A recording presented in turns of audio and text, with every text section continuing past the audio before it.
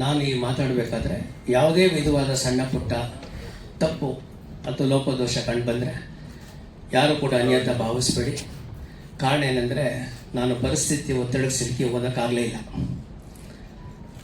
ನಾನು ಓದಿರೋದೇ 9ನೇ class, Kannada medium. ಕಷ್ಟಪಟ್ಟು ಪಾಸಾಗಿದ್ದೆ SSLC, ಅದು ದುಡ್ಡು ಕೊಟ್ಟು. ಯಾಕಂದರೆ ಯಾವುದೇ ಒಬ್ಬ ಬರಹಗಾರನಿಗೆ ಯಾವುದೇ ವಿಚಾರ ಮಾತಾಡಬೇಕಾದ್ರೂ ತಪ್ಪಿರಬಾರ್ದು. ನಾನೇನು ರಾಹುಬತ್ತೂರು ದಿವಾನರು ಮಹಾರಾಜ ವಂಶದಲ್ಲಿ ಇರ್ತಾನಲ್ಲ, ತೀರಾ ಗಡಿಬಿಡಿಸ್ತಾನೆ. ಕೆಂಪಪ್ಪರ ಅಗ್ರಹಾರ, ಬಿನಿಮಿಲ್ ಕ್ಯಾಂಟೀನು, ಅದು ಆ್ಯಕ್ಚುಲಿ ಒಂದು ಸ್ಲಮ್ ಏರಿಯಾ. ನಾನು ಹುಟ್ಟಿದಂಥ ವಾತಾವರಣ ಅದು. ನಾವು ಒಂದೊಂದು ತುತ್ತು ಊಟಕ್ಕೂ ಕಷ್ಟಪಟ್ಟಿದ್ದೀವಿ.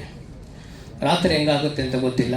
ಎಷ್ಟೋ ದಿವಸಗಳಲ್ಲಿ ನೆಲನೇ ಹಾಸಿಗೆ, ಆಕಾಶನೇ ಒದಕೆ, ನಮ್ಮ ಬದುಕು, ನಮ್ಮ ಜೀವನ ಈ ಥರ ಇದ್ದಿತ್ತು.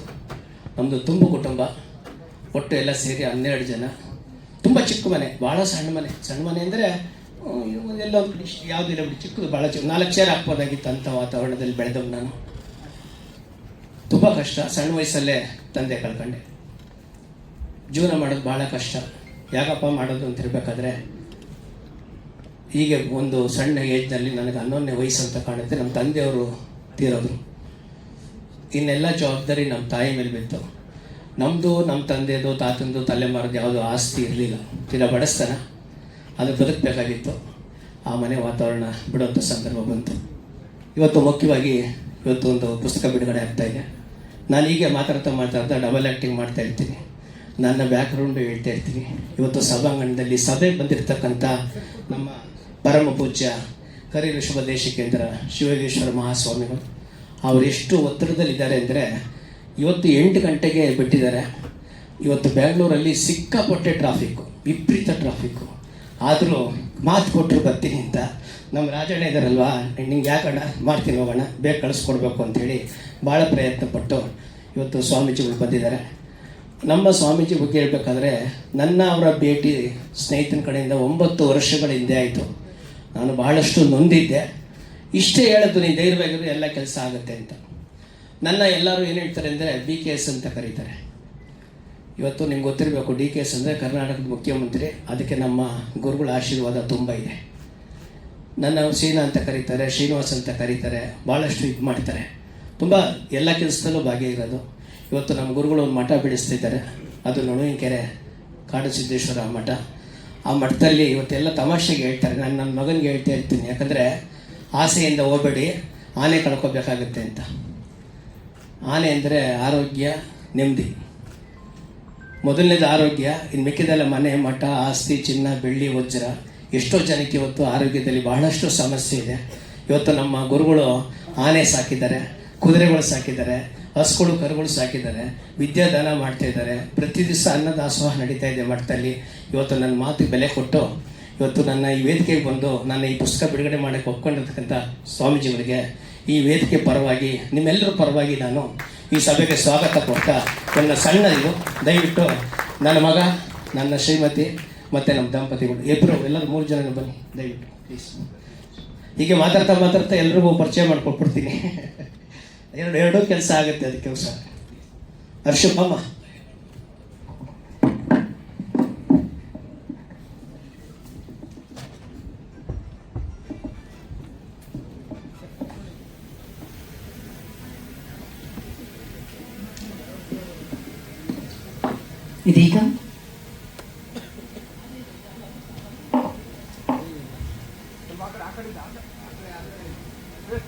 ಇದೀಗ ಶ್ರೀ ಶ್ರೀ ಶ್ರೀ ಹರಿವೃಷಭ ದೇಶಿಕೇಂದ್ರ ಶಿವಯೋಗೀಶ್ವರ ಮಹಾಸ್ವಾಮಿಗಳು, ಕಾಡಸಿದ್ದೇಶ್ವರ ಸಂಸ್ಥಾನ ಮಠ ನೊಣವಿನಕೆರೆ ಹಾಗೂ ವಿರಕ್ತ ಮಠ ತುರುವೇಕೆರೆ ಎಲ್ಲರ ಗೌರವಾನ್ವಿತ ಪ್ರೀತಿಯ ಅಜ್ಜಯ್ಯ ಸ್ವಾಮಿಗಳಿಗೆ ಬೆಂಕೋಶ್ರೀಯವರು, ಅವರ ಧರ್ಮಪತ್ನಿ ಶ್ರೀಮತಿ ಮಂಗಳಾ ಶ್ರೀನಿವಾಸ್ ಅವರು, ಅವರ ಮಗ ಶ್ರೀ ಹರ್ಷ ಶ್ರೀನಿವಾಸ್ ಅವರು, ಅದೇ ರೀತಿಯಾಗಿ ಸೊಸೆ ಶ್ರೀಮತಿ ಸುಷ್ಮಿತಾ ಹರ್ಷ ಅವರಿಂದ ಗೌರವ ಸಮರ್ಪಣೆ.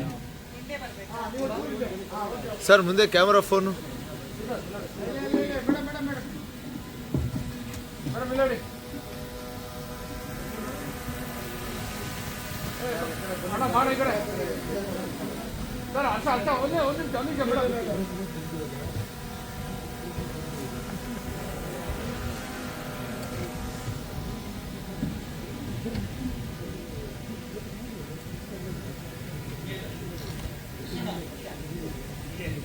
ನಾನು ಹಾಲು ಮಾರ್ಕೊಂಡು ಮಂಜುನಾಥ್ ನಗರದಲ್ಲಿ ಮೋದಿ ಆಸ್ಪತ್ರೆ ಹತ್ರ ಹಾಲಿನ ಚಿನ್ನಪ್ಪನವರು 60 ಹಸು ಕಟ್ಟಿದ್ರು.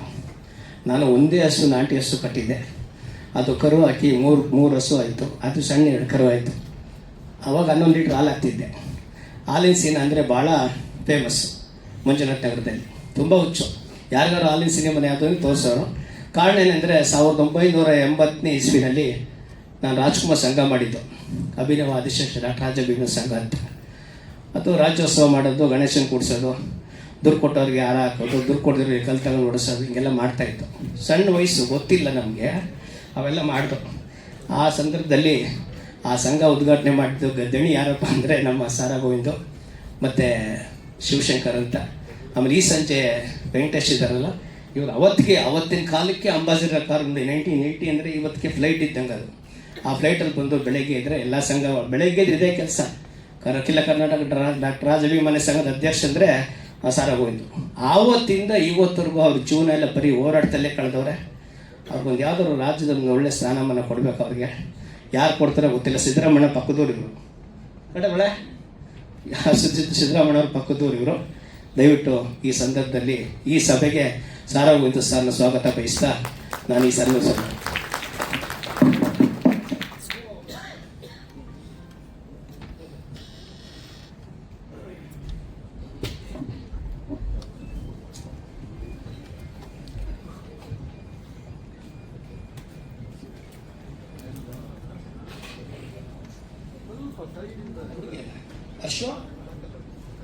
ಮನೋಣ್ಣ ಫ್ಲಾಶ್.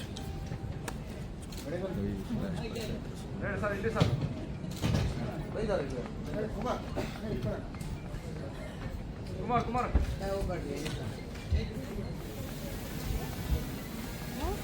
ಸರ್ ಇಲ್ಲಿ ಸರ್ ಗೋವಿಂದ ಒಂದು ನಿಮಿಷ ಕುಮಾರ್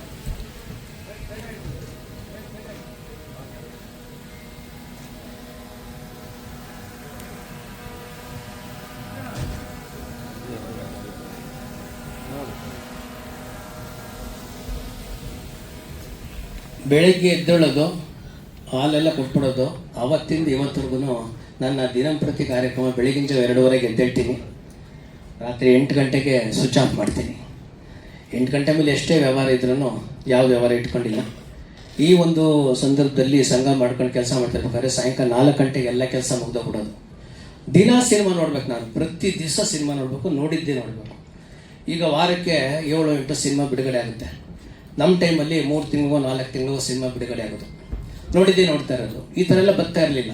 ಆಮೇಲೆ ಈ ಥರ ಇಷ್ಟೊಂದೆಲ್ಲ ಮಲ್ಟಿಪ್ಲೆಕ್ಸಲ್ಲಿ ಇರಲಿಲ್ಲ, ಎಲ್ಲ ಸಿಂಗಲ್ ಸ್ಕ್ರೀನೇ ತುಂಬ ಇದ್ದಿದ್ದು. ನಾವು ದಿನ ಸಿನಿಮಾ ನೋಡೋದು. ಮೋಸ್ಟ್ಲಿ ನನಗೆ ಅನಿಸುತ್ತೆ ಬಂಧನ ಅಪರ್ಣ ಥಿಯೇಟ್ರಲ್ಲಿ ಒಂದು 60 ಸತಿ ನೋಡಿರ್ಬೇಕು. ನಾನು ನೋಡಿದ್ದೇ ನೋಡೋದು. ಆಮೇಲೆ ಸಾಗರಲ್ಲಿ 7ನೇ ಸತಿ ಶಂಕರ್ ಗುರು ಸಿನಿಮಾ ನೋಡೋಕೆ ಹೋದಾಗ ಪೊಲೀಸರು ತೆಗೆದಾಕ್ಬಿಟ್ರು ನನ್ನ.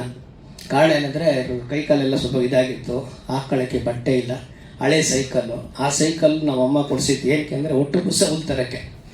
ಜೋಳದ ಕಡ್ಡಿಗೆ ಹೋಗೋದು, ಗೀತಾಂಜಲಿ ಥಿಯೇಟ್ರ್ ಹುಟ್ಟಳ್ಳಿಗೆ ಹೋಗೋದು, ಜೋಳದ ಕಡ್ಡಿ ತರೋದು, ತರಕಪೇಟೆಗೆ ಹೋಗೋದು, ಒಟ್ಟು ಪುಸ ತರೋದು, ಗೂಡ್ ಸೆಟ್ ಹೋಗೋದು, ಇಂಡಿ ತಗೊಂಬರೋದು. ಆ ಸೈಕಲ್ ಅಯ್ಯೋ ಗಲಾಟೆ ಮಾಡಿದ ಅದಕ್ಕೆ ಸೈಕಲ್ ಕೊಡಿಸೋದು. 130 ರೂಪಾಯಿ ಸೈಕಲ್. ದೇಹಕ್ಕೆ 20 ಸಲ ಚೈನ್ ಬಿಚ್ಚೋಗ್ಬಿಡೋದು, ಕೈಯೆಲ್ಲ ಆಯಿಲು. ಯಾವಾಗ ಏಟಾಗೋಯ್ತೋ ನಾನೇ ತೀರ್ಮಾನ ಮಾಡಿದೆ, ಹೋದ್ರೆ ಥಿಯೇಟ್ರಿಗೆ ಕೆಲಸ ಸೇರಿದೆ, ಫ್ರೀ ಸಿನಿಮಾ ನೋಡ್ಬೋದಲ್ಲ ಅಂತೇಳಿ ಆ ಸಾಗರ್ ಥಿಯೇಟ್ರಿಗೆ ಕೇಳ್ತಾರೆ ಹೋಗಿ, ನನಗೆ ಟಿಕೆಟ್ ಇಲ್ಲಿ ಕೆಲಸ ಸಿಗುತ್ತಾ ಅಂತ. ಅಲ್ಲಿಂದ ಕೆಂಪೇಗೌಡ, ನರ್ತಕಿ, ಸಂತೋಷು, ತ್ರಿವೇಣಿ ಎಲ್ಲ ಅಭಿನಯ ಸಿನಿಮಾ, ಅಲಂಕಾರು, ಕಲ್ಪನಾ ಇವಾಗೆಲ್ಲ ಥಿಯೇಟ್ರ್ಗಳೆಲ್ಲ ಹೊಡೆದಕ್ಕೆಲ್ಲ ಮಲ್ಟಿಪ್ಲೆಕ್ಸ್ ಮಾಡಿಬಿಟ್ಟಾರೆ. ಯಾರೂ ಕೊಡಲಿಲ್ಲ. ಆಗ ಪ್ರಮೋದ್ ಇರಲಿಲ್ಲ, ಅಂಜನ್ ಇತ್ತು, ಪ್ರಸನ್ನ ಇತ್ತು. ಈ ಪ್ರಮೋದ್ GT ಮಾಲು ಇರಲಿಲ್ಲ. ಆಗ ನಮ್ಮ ಶಾಂತಲಾ ಥಿಯೇಟ್ರ್, ಶಾಂತಲಾ ಥಿಯೇಟ್ರಲ್ಲಿ ಭಕ್ತ ಪ್ರಾಣದ ಸಿನಿಮಾ ಹಾಕಿದ್ರು. ನಮ್ಮ ಯಜಮಾನರು ನನ್ನ ದಣಿಯವರು ಆರ್ ವೀರಣ್ಣ ಅಂತ, ಅವರ ಮಗನೇ ನಮ್ಮ ಕೆ ವಿ ಚಂದ್ರಶೇಖರ್. ಅವರು ವಾಣಿಜ್ಯ ಮಂಡಳಿ ಅಧ್ಯಕ್ಷರಾಗಿದ್ದಾರೆ. ಬೇಕಾದಷ್ಟು ಅವರು ಗ್ರ್ಯಾಜುಯೇಷನ್ ಸೊಸೈಟಿ ಮಾಡಿದ್ದಾರೆ. ಆಮೇಲೆ ಏನು ಓದಿದ್ದೆ ಅಂದರೆ SSLC ಫೇಲ್ ಒಂದೇ. ಎಂಪ್ಲಾಯ್ಮೆಂಟಲ್ಲಿ ಕಾರ್ಡ್ ಮಾಡಿಸಿದೆ, ಒಂದು ಇಂಟ್ರ್ವ್ಯೂ ಬರಲಿಲ್ಲ ನನಗೆ, ಯಾವ ಇಂಟ್ರ್ವ್ಯೂ ಬರಲಿಲ್ಲ ನನಗೆ. ಸರಿ ಬೇಡ ಅಂತ ಥಿಯೇಟ್ರ್ ಕೆಲಸ ಕೇಳಕ್ಕೆ ಹೋದೆ. ಯಾವ್ದಾದ್ರು ಇನ್ಫ್ಲೂಯೆನ್ಸ್ ಇದ್ದರೆ ನಾನು ಕೆಲಸ ಕೊಡ್ತೀನಪ್ಪ ಅಂದರು. ಆಗೇನಾಯ್ತು ಅಂದರೆ ವಿಜಯನಗರದಲ್ಲಿ ನಮ್ಮ ಕಸಿನ್ ACP ಆಗಿದ್ರು ಅಶ್ವತ್ಥರಾಮಯ್ಯ ಅಂತ. ಅವರು ಬೇಡ ಕಣೋ, ನಾನು NGF ಅಲ್ಲಿ ಕೊಡಿಸ್ತೀನಿ ನಿಮಗೆ ಅಂದರು. ಬೇಡ ಅಂದೆ. 2-3 ಸಲ ಹೋದೆ. ಆಮೇಲೆ ಬೈಕೋದಲ್ಲಿ ಕೊಡಿಸ್ತೀನಿ, ಥಿಯೇಟ್ರ್ ಕೆಲಸ ಬೇಡ ಅಂದರು. ಹಣ ಕೊಡಿಸಿದ್ರೆ ಥಿಯೇಟ್ರ್ ಕೆಲಸ ಕೊಡಿಸು, ಇಲ್ಲ 2 ಸಲ ಜಾಸ್ತಿ ಕಟ್ತೀನಿ ನಾನು. ಥಿಯೇಟ್ರಿಗೆ ಹೋಗ್ಬೇಕು, ಸಿನಿಮಾ ನೋಡೋ ಹುಚ್ಚು, ಭಾಳ ಹುಚ್ಚು ನನಗೆ. ಆಮೇಲೆ ಏನಾಯ್ತು ಅಂದರೆ ಇವರು ಅಶ್ವತ್ಥರಾಮನ ಕೈಲಿ ಫೋನ್ ಮಾಡಿಸ್ದೆ, ನಮ್ಮ ಹುಡುಗ ಕೇಳ್ತಾನೆ ಅಂತ. ಏನು ಕೆಲಸ ಕೊಟ್ಟರು ಮಾಡ್ತೀನಿ ಅಂದ್ರೆ, ಏನು ಕೆಲಸ ಕೊಟ್ಟರು ಮಾಡ್ತೀನಿ ಅಂದೆ. ನೋಡಿ, ನನ್ನ ಅದೃಷ್ಟ ಥಿಯೇಟ್ರ್ ಬುಕ್ಕಿಂಗ್ ಕ್ಲರ್ಕ್ ಆದೆ. ಒಂದೇ ವಾರ ನನ್ನ ಬುಕ್ಕಿಂಗ್ ಕ್ಲರ್ಕಿಗೆ ಕೊಡಿಸಿದ್ದು. ನಾನು ಮೊದಲನೇ ಟಿಕೆಟ್ ಕೊಟ್ಟಿದ್ದು ಭಕ್ತ ಪ್ರಹ್ಲಾದ ಸಿನಿಮಾಗೆ. ಆ ವಾರ ಸಿನಿಮಾ ಹೋಗ್ಬಿಡ್ತು. ಎರಡನೇ ಸಿನಿಮಾ 2 ನಕ್ಷತ್ರಗಳು ಬಂತು. ಆಮೇಲೆ 11 ಸಿನಿಮಾ 45 ಸಿನಿಮಾ ಟಿಕೆಟ್ ಕೊಟ್ಟಿದ್ದೀನಿ ಬಿಡಿ. ಅದು ಧ್ರುವತಾರೆ, ಜ್ವಾಲಾಮುಖಿ, ಗುರಿ, ಸಮಯದ ಗೊಂಬೆ, ಒಂದೆರಡಲ್ಲ ಬೇಕಾದಷ್ಟು. ಆಗ ನಮ್ಮ ಚಂದ್ರಶೇಖರ್ ಅವರು ಕಾಲೇಜ್ಗೆ ಹೋಗ್ತಾಯಿದ್ರು. ಎಲ್ಲ ಥಿಯೇಟ್ರ್ ಇನ್ಚಾರ್ಜ್ ಎಲ್ಲ ನಮ್ಮ ಯಜಮಾನ ನೋಡ್ಕೊಳ್ಳೋರು. ಇವತ್ತು ನಾನು ಇಲ್ಲಿ ನಿಂತ್ಕೊಳ್ಳೋದ ಕಾರಣ, ಅಟ್ಲೀಸ್ಟ್ ನಾನು ಮಾತಾಡ್ತೀನಿ, ನಾನು ಶಿಸ್ತು ಕಲ್ತಿದ್ದೀನಿ ಅಂದರೆ ಮುಖ್ಯವಾದ ಕಾರಣ ನಮ್ಮ ಅಕ್ಕಯ್ಯ. ಈಗ ಕೆ ವಿ ಚಂದ್ರಶೇಖರ್ ಅವ್ರಿಗೆ 2 ಅಣ್ಣ ತಮ್ಮದಿರು, 3 ಜನ ಹೆಣ್ಮಕ್ಳು. ಎಲ್ಲರೂ ತಾಯಿನ ಅಕ್ಕಯ್ಯ ಅಂತಲೇ ಕರೀತಾರೆ, ತಂದೆ ಅಣ್ಣ ಅಂತ ಕರೀತಾರೆ. ನಾನು ಕೂಡ ಅವ್ರನ್ನ ಅಕ್ಕಯ್ಯ ಅಂತಲೇ ಕರಿತೀನಿ. ಅವರೆಷ್ಟು ಶಿಸ್ತು ಅಂದರೆ 1985 ಅವ್ರ ಮನೆಗೆ 4 ಕಾರ್ ಇತ್ತು. ಅವ್ರು ಕಾರಲ್ಲಿ ಬಂದರೂ ಬಾತ್ರೂಮ್ ಕ್ಲೀನ್ ಆಗೈತಾ, ಸೀಟ್ ಕ್ಲೀನ್ ಆಗೈತಾ, ನೆಲ ಸರಿಯಾಗೈತಾ, ಪ್ರತಿಯೊಂದನ್ನು ಗಮನಿಸಿ ಅವರೇ ತೊಳೆದು ಆ ಕೆಲಸ ಮಾಡ್ಕೊಂಡು ಹೋಗೋರು. ನಾನು 9 ಗಂಟೆ ಡ್ಯೂಟಿಗೆ ಹೋಗ್ಬೇಕು. ನಾನು 6 ಗಂಟೆಗೆ ಹೋಗ್ಬಿಡೋದು. ಯಾಕೋ ನನ್ನ ಮಗನೇ ಬೆಳಗ್ಗೆ 6 ಗಂಟೆಗೆ ಬಂದಿದೆಯಾ ಅಂತ. ಅವಾಗೆಲ್ಲ ಥಿಯೇಟ್ರಲ್ಲಿ ₹1 ₹2 ದುಡ್ಡು. ನಾವು ಎಲ್ಲ ಮಾರ್ನಿಂಗ್ ಶೋ ಇಂಜೆಕ್ಷನ್ ಅಂತ ಚೀಟಿ ಬಾಗಿ ಇಟ್ಬಿಡೋರು. ಮಧ್ಯದಲ್ಲಿ ಯಾರೋ ₹50 ₹100 ಮನೆ ಖರ್ಚು ಇಟ್ಕೊಂಡ್ಬಿಡೋರು. ಅದು ಸ್ಟಾರ್ಟ್ ಮಾಡಬೇಕಾಗಿತ್ತು. ಅದು ಮಾಡಿಸೋಕೆ 3 ಅವರ್ ಬೇಕಾಗಿತ್ತು. ಹಿಂಗೆ ಮಾಡಿ ಮಾಡಿ ಆ ಥಿಯೇಟ್ರಲ್ಲಿ ಬೆಳೆದೆ. ಈ ಸಂದರ್ಭದಲ್ಲಿ ನಮ್ಮ ಕಮಲಕ್ಕಯ್ಯನ ನಾನು ಪ್ರತಿ ದಿವಸ ನಾನು ನೆನೆಸ್ಕೊಳ್ತೀನಿ. ಅವ್ರು ಇದಾಗಿರಲಿ. ಇವಾಗ ನಾನು ನಮ್ಮ ಕೆ ವಿ ಚಂದ್ರಶೇಖರ್ ಅವರು ಕೂಡ ಈ ಸಮಾರಂಭದಲ್ಲಿ ಒಂದು ಸ್ವಾಗತ ಬಯಸ್ತಾ ಈ ಸಮಯಕ್ಕೆ ಅವರಿಗೆ ಒಂದು ಸಣ್ಣ ಅಭಿನಂದನೆ ಕಾರ್ಯಕ್ರಮ.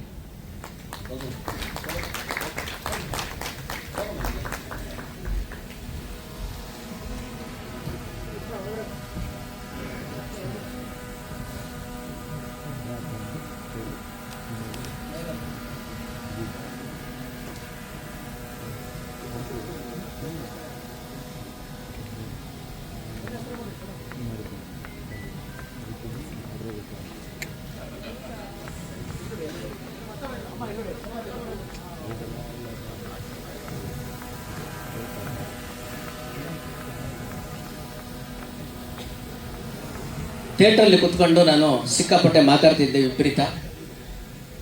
ಆ ಮಾತಾಡೋದ್ರಿಂದರೆ ವಿಪರೀತ ಮಾತಾಡ್ತಿದ್ದೆ. ನನ್ನ ಸ್ನೇಹಿತರು ಇಲ್ಲಿ ಬಂದವರೆ, ಅವರು ರಾಜ್ಕುಮಾರ್ ಅಂತೇಳಿ, ಎಲ್ಲೊಂದು ಕಡೆ ಕೂತವ್ರು ಕಾಣ್ತಾ ಇಲ್ಲ. ಅವರು ಡಾಕ್ಟರ್ ರಾಜ್ಕುಮಾರು. ನೀನು ಚೆನ್ನಾಗಿ ಮಾತಾಡ್ತೀಯ ಕಣೋ, ನೀನು ಥಿಯೇಟ್ರ್ ಕೆಲಸ ಬೇಡ, ನೀನು ಈ ಥರ PLS ಮಾಡೋಣ ಬಾ ಅಂತ ಕರೆದು. ನಮಗೆ PLS ಗೊತ್ತಿಲ್ಲ. ಥಿಯೇಟ್ರಲ್ಲಿ ಸಂಬಳ ವಾರಕ್ಕೆ ₹60. ಗಿಂಬಳ ಚೆನ್ನಾಗಿತ್ತು ಬಿಡಿ. ನಮ್ಮ ಯಜಮಾನರು ಭಾಳ ಸಹಕಾರ ಕೊಡ್ತಿದ್ರು, ದೊಡ್ಡವರು ಫುಲ್ ಭಾಳ ಸಹಕಾರ ಕೊಡ್ತಿದ್ರು. ರಾಜ್ಕುಮಾರ್ ಹಾಕೋ ಬಟ್ಟೆ ನಾನು ಹಾಕ್ತಾಯಿದ್ದೆ, ಅರ್ಥ ಮಾಡ್ಕೊಳ್ಳಿ. ಹೋಗೋಕ್ಕೆ ಸೈಕಲ್ ತಗೊಂಡು, ಹಳೆ ಸೈಕಲ್ ತಗೊಂಡು ಕೆಲಸ ಮಾಡ್ತಿದ್ದಂಥ ವ್ಯಕ್ತಿ ಅದೇ ಥಿಯೇಟ್ರಲ್ಲಿ TVS XL ತಗೊಂಡಿದ್ದೀನಿ ನಾನು. ಅದಕ್ಕೆ ಭಾಳ ಇದೆ. ಈ PLS ಕರ್ಕೊಂಬಂದಿದ್ದು ನನ್ನ ರಾಜ್ಕುಮಾರ್ ಅವರು. ನಿನಗೆ ಟಿಕೆಟ್ ಕೊಡುವಾಗ ಅಣ್ಣ ತಮ್ಮ ಅಂತ ಕರೀತಾರೆ, ಟಿಕೆಟ್ ಕೊಟ್ಮೇಲೆ ಹೋಗಾರ ಮತ್ತು ಬೈತಾರೆ. ಈ ಬಾಳು ಯಾಕೆ ಬಾಳ್ತೀನಿ ನೀನು, ಆ ಕೆಲಸ ಮಾಡಬೇಡ ಅಂತೇಳಿ ಕರ್ಕೊಂಬಂದರು. ನನ್ನ PLSಗೆ ಸೇರ್ಕೊಂಡೆ. ಒಂದು ಸ್ವಲ್ಪ ದಿನ ಕೆಲಸ ಮಾಡಿದೆ. ನನಗೆ ಕೆಲಸ ಮಾಡೋಕ್ಕಾಗಲಿಲ್ಲ. ತುಂಬ ಅವಮಾನ ಮಾಡಿಬಿಟ್ರು, ಭಾಳ ಇನ್ಸಲ್ಟ್ ಮಾಡಿದ್ರು. ಸಭೆಯಲ್ಲಿ ಕರೆದ್ಬಿಟ್ಟು you are unfit for PLS, get out ಅಂತ ಹೇಳಿದ್ರು. ಅಂಥ ವ್ಯಕ್ತಿ ನಾನು ಇವತ್ತು ಈ ಮಟ್ಟದಲ್ಲಿ ನಾನು ನಿಂತ್ಕೊಂಡು PLSಲ್ಲಿ ಕೆಲಸ ಮಾಡಿದೆ. ಸುಮಾರು 14 ವರ್ಷ ನಾನು ಕೆಲಸ ಮಾಡಿದೆ. ನನ್ನ ಕೈ ಕೆಳಗಡೆ ಟೋಟಲ್ ಒಂದು 15,000 ಜನ ಇದ್ದರು. ಆಲ್ ಓವರ್ ಕರ್ನಾಟಕ ನನ್ನ ಟೀಮ್ ಇತ್ತು. ಹುಬ್ಳಿ, ಬೆಳಗಾಂ, ರಾಯಚೂರು, ಗದಗ ಹೋಗ್ತಿದ್ದೆ. ನಿಮಗೆ ಇವತ್ತೊಂದು ವಿಚಾರ ಹೇಳಲೇಬೇಕು. ನಾನು ಆ್ಯಕ್ಚುಲಿ ಗೌಡ. ನಮಗೆ ಮಟನ್ ಅಂದರೆ ಭಾಳ ಹುಚ್ಚು. ಭಾಳ ಹುಚ್ಚು ಅಂದರೆ ನಾನು ಮಟನ್ಗೋಸ್ಕರ ಹುಬ್ಳಿ, ಬೆಳಗಾಂಗೆಲ್ಲ ಹೋಗ್ತಿದ್ದೆ ಊಟಕ್ಕೆ. ಹಿಂಗೆ ಒಂದು ಪುಸ್ತಕ ಬರೆದೆ, ನಂಬಿಕೆ ಜೀವನ ಅಂತ. 15 ವರ್ಷ ಆಯಿತು. ನಾನು ಇವತ್ತು ಎಗ್ಗು ಕೂಡ ಮುಟ್ತಾಯಿಲ್ಲ. ನಾನು 15 ಇಯರ್ಸಿಂದ ನಾನು ಪಕ್ಕ ಸಸ್ಯಾಹಾರಿ ಆಗಿದ್ದೀನಿ. ಎಲ್ಲದಕ್ಕೂ ನಮ್ಮ ಜೀವನ ಆ ಥರ ಕಲಿಸ್ಕೊಂಡು ಹೋಗಿದೆ. ಭಾಳ ಕಷ್ಟ ಆಯಿತು. ಈಗ ಮಾಡಬೇಕಾದ್ರೆ ಚೆನ್ನಾಗಿ ದುಡಿದೆ, ಬೆಳೆದೆ, ಸಿಕ್ಕಾಪಟ್ಟೆ ಹೆಸರು ಮಾಡಿದೆ. PLS ಅಂದರೆ ತುಂಬ, ಶ್ರೀನಿವಾಸ್ ಅಂದರೆ BKS PLS ಅಂದರೆ ನಾನೇ ದೊಡ್ಡ ಹೆಸರು ಮಾಡಿದೆ. ಸೀನಿಯರ್ ಇನ್ಸ್ಪೆಕ್ಟರ್ ಆಗೋತ್ರ ಕೆಲಸ ಮಾಡಿದೆ, ಚೆನ್ನಾಗಿ ಮಾಡಿದೆ. ಹಳೆ ಸ್ನೇಹಿತ ಸಿಗ್ತ. ಒಂದು ಸಿನಿಮಾ ಮಾಡಿದೆ ನಾನು, ಫಸ್ಟ್ ಸಿನಿಮಾ. ಅದು ಬಜೆಟ್ ಇದ್ದಿದ್ದು 75 ಲಕ್ಷ. ಸಿನಿಮಾ ಮುಗಿಯೋದ್ರೊಳಗೆ ಖರ್ಚಾಗಿದ್ದು 3.5 ಕೋಟಿ. ಆ ಸಿನಿಮಾಯಿಂದ ಏನೂ ಬರಲಿಲ್ಲ. ಅನುಭವ ಪಡ್ಕೊಂಡೆ. ಪ್ರಥಮ ಅಂತಿಮ ಕಾಣಿಕೆ ಅಂತ ನಮ್ಮ ಮಾಧ್ಯಮ ಮಿತ್ರರೆಲ್ಲ ಕರೆಸಿ ಒಂದು ಮೂಮೆಂಟು ಕೊಟ್ಟೆ ಆ ಸಭೆಯಲ್ಲಿ. ಇನ್ನು ಸಿನಿಮಾ ಬೇಡ ನನಗೆ ಅಂತ. ಆ ಸಿನಿಮಾದಲ್ಲಿ ಪಾತ್ರ ಮಾಡಿದಂಥ ಒಬ್ಬರು ನಮ್ಮ ಸಂಗಮೇಶ್ ಉಪಾಸೆ. ನಿಜಕ್ಕೂ ಅವ್ರ ಬಗ್ಗೆ ಹೇಳಲೇಬೇಕು. ಅವರು ಸಿಲ್ಲಿಲಲ್ಲಿ ಗೋವಿಂದ ಅಂದರೆ ನಿಮ್ಗೆಲ್ಲರಿಗೂ ಗೊತ್ತು, ಮನೆ ಮಾತು, ಇಡೀ ಕರ್ನಾಟಕದಾದ್ಯಂತ ಮನೆ ಮಾತು. ಅವತ್ತು ಅಜ್ಜಪ್ಪ ಅವ್ರು ಕರೆಯಕ್ಕೆ ಹೋದಾಗ ಅಲ್ಲಿ ಸಭೆ ಸಿಕ್ಕಿದ್ರು. ಸರ್, ಈ ಥರ ಫಂಕ್ಷನ್ ಇದೆ, ನೀವು ಖಂಡಿತ ಬರ್ತೀನಿದ್ರು. ಇವತ್ತು ಅವರು KAS ಆಫೀಸರು, GSTನಲ್ಲಿ ಥ್ರೋಡ್ ಕರ್ನಾಟಕಗೆ ಜಾಯಿಂಟ್ ಕಮಿಷನ್ ಆಗಿದ್ದಾರೆ. ನಿಗರ್ವಿ ಒಂದು ಚೂರು ಯಾವ ವಿಚಾರದಲ್ಲಿ ಇವತ್ತು ದೊಡ್ಡ ಮಟ್ಟದಲ್ಲಿ ಹೆಸರು ಮಾಡಿದ್ದಾರೆ. ಇವತ್ತು ನಿಜಕ್ಕೂ ಭಾಳ ಖುಷಿ ಆಯಿತು.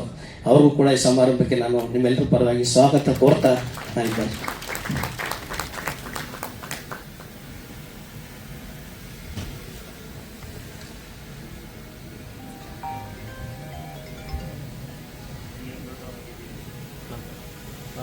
ಹೋಗಮ್ಮ.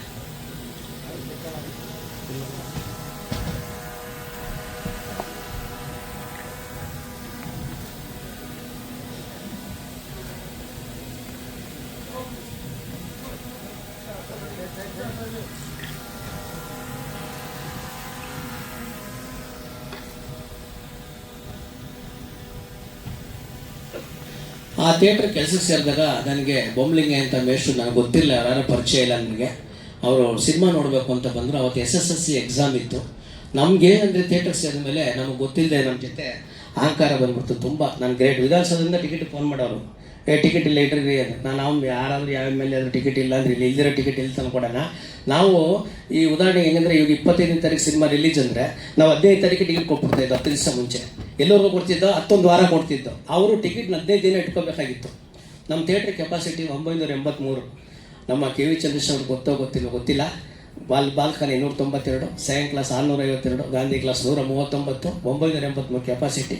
ನೆಟ್ 2086 40 ಪೈಸಾ. ಅರ್ಥ ಮಾಡ್ಕೊಳ್ಳಿ, ಟಿಕೆಟ್ ರೇಟ್ ಎಷ್ಟು? 120, 220, 320 ಬಾಲ್ಕನಿ.